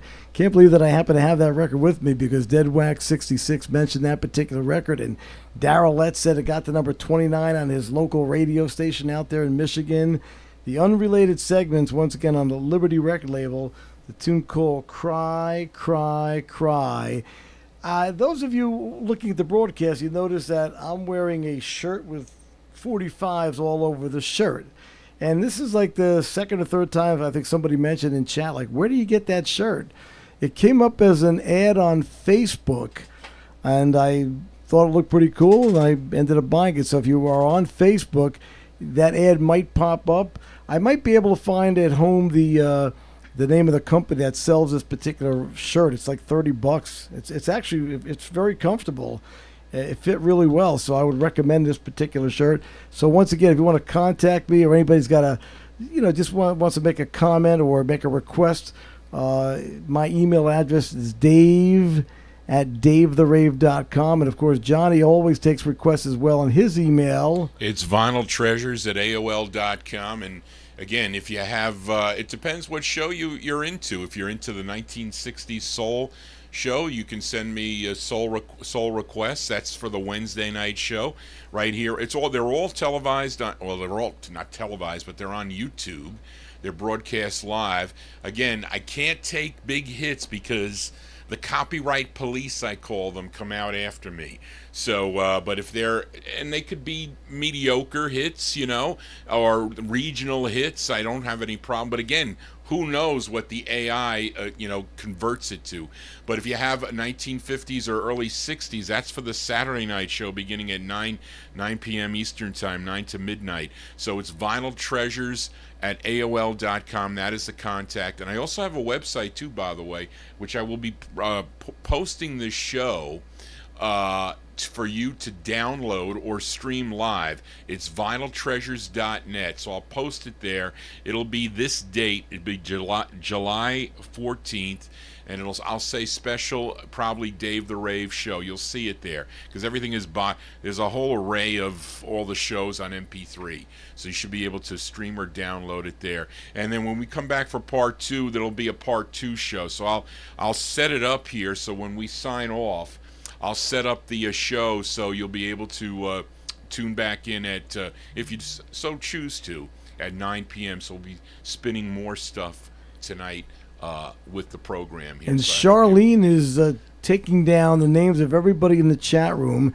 And those of you that come back for part 2, you get a gold star for perfect attendance. If I had free 45's, I'd give them out. Here, you send me your contact information, we'd give it out here. But I also was thinking of possibly using this forum to potentially sell 45's too, duplicates. A vinyl treasure marketplace. I have a lot of duplicates of records in my collection, both soul and all other types of music too, 50s and other things that I have multiple copies of that I have sold privately too to a bunch of people. So, but that's probably something coming up. But there's you never know. With the Johnny G Network. You never know. Hey, listen, I just got an offer for $5 to come do my show over here. He's trying to put Top Shelf out of business. Yeah, okay. Well, what do we got next here, Dave Well, the Rave? first of all, I want to mention, don't forget, we are taking a break in about 8 or 9 minutes from now. So, again, have your dinner, take a little bit of a nap, tune into Sirius XM, 60s Gold, Channel 73. You can hear me on the Tommy James Show. I'm coming up in just a little bit. And then we'll be back at 9 p.m. Eastern Time with more soul, primarily soul, some garage. We've been doing a little bit of garage right now. But right now, I think this is kind of like the theme of what we wanted to do, Johnny. So I took a record that never became a big hit by Ike and Tina Turner. This came out in the summer of '65 on the Modern record label. And when I saw this title, I love this particular record. But I said to myself when I left my house, you know what, we're just going to have fun today. We're playing 45's. You love 45's. I love 45's. And, of course, the vinyl community that you've created over here, they love the 45's as well. So let's take a listen to Ike and Tina Turner on the Modern label. And it's called Gonna Have Fun. There we go.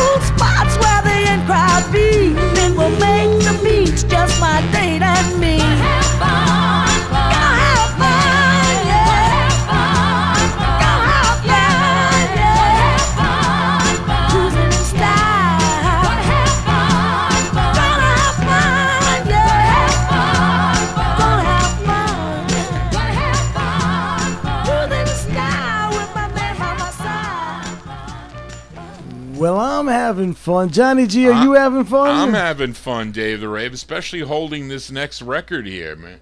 Tony Crosby, Amy King, Sleeping Lion Guy, Harry Riles, Bopper Boy Reed.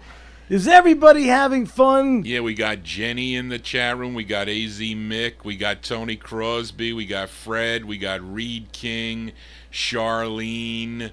Who else we got in here? Got a whole bunch of people here. We got Dead Wax. We got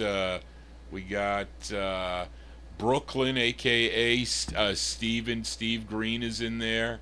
We have Cool Transport.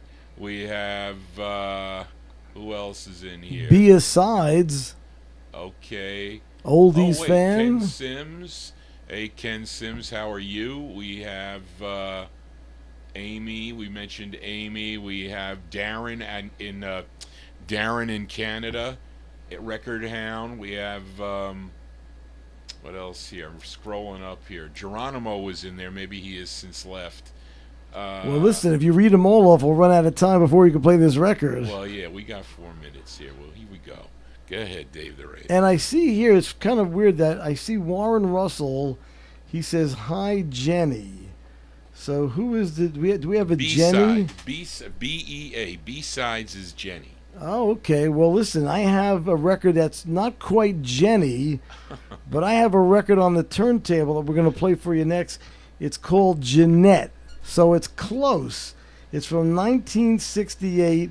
It's a mortgage payment. It's one of those expensive 45s, but it's a really cool record that came out on the Ram Cell record label. It's by a guy who had a lot of great records on VJ Records. Yeah. And, a lot of great records. And this is just probably his hardest record by far, though.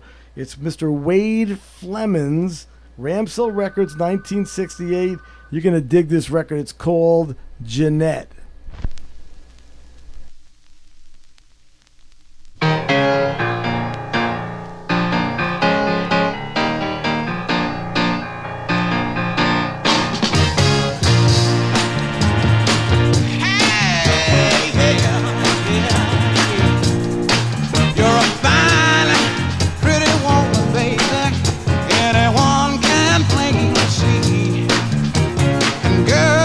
Try so hard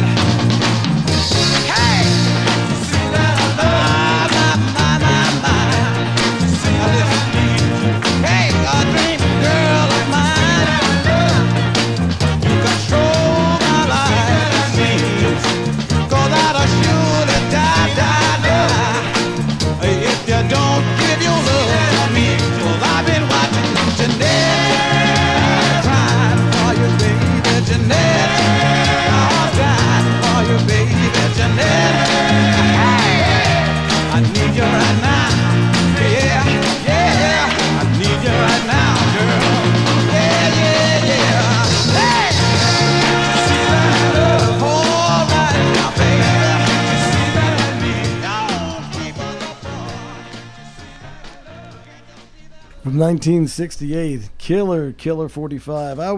I was happy to lay out the bucks for that particular record because I just love that record there. Wade Flemens on the Ramsell record label out of Chicago, Illinois. The tune was called Jeanette. And of course, as I mentioned before, we've got one more 45, then it's going to be dinner time, Tommy James Sirius XM time, and then we'll be back at 9 p.m. That's about 3 hours from now. So take a nap, set your alarm, don't fall asleep. I don't care what country you're in.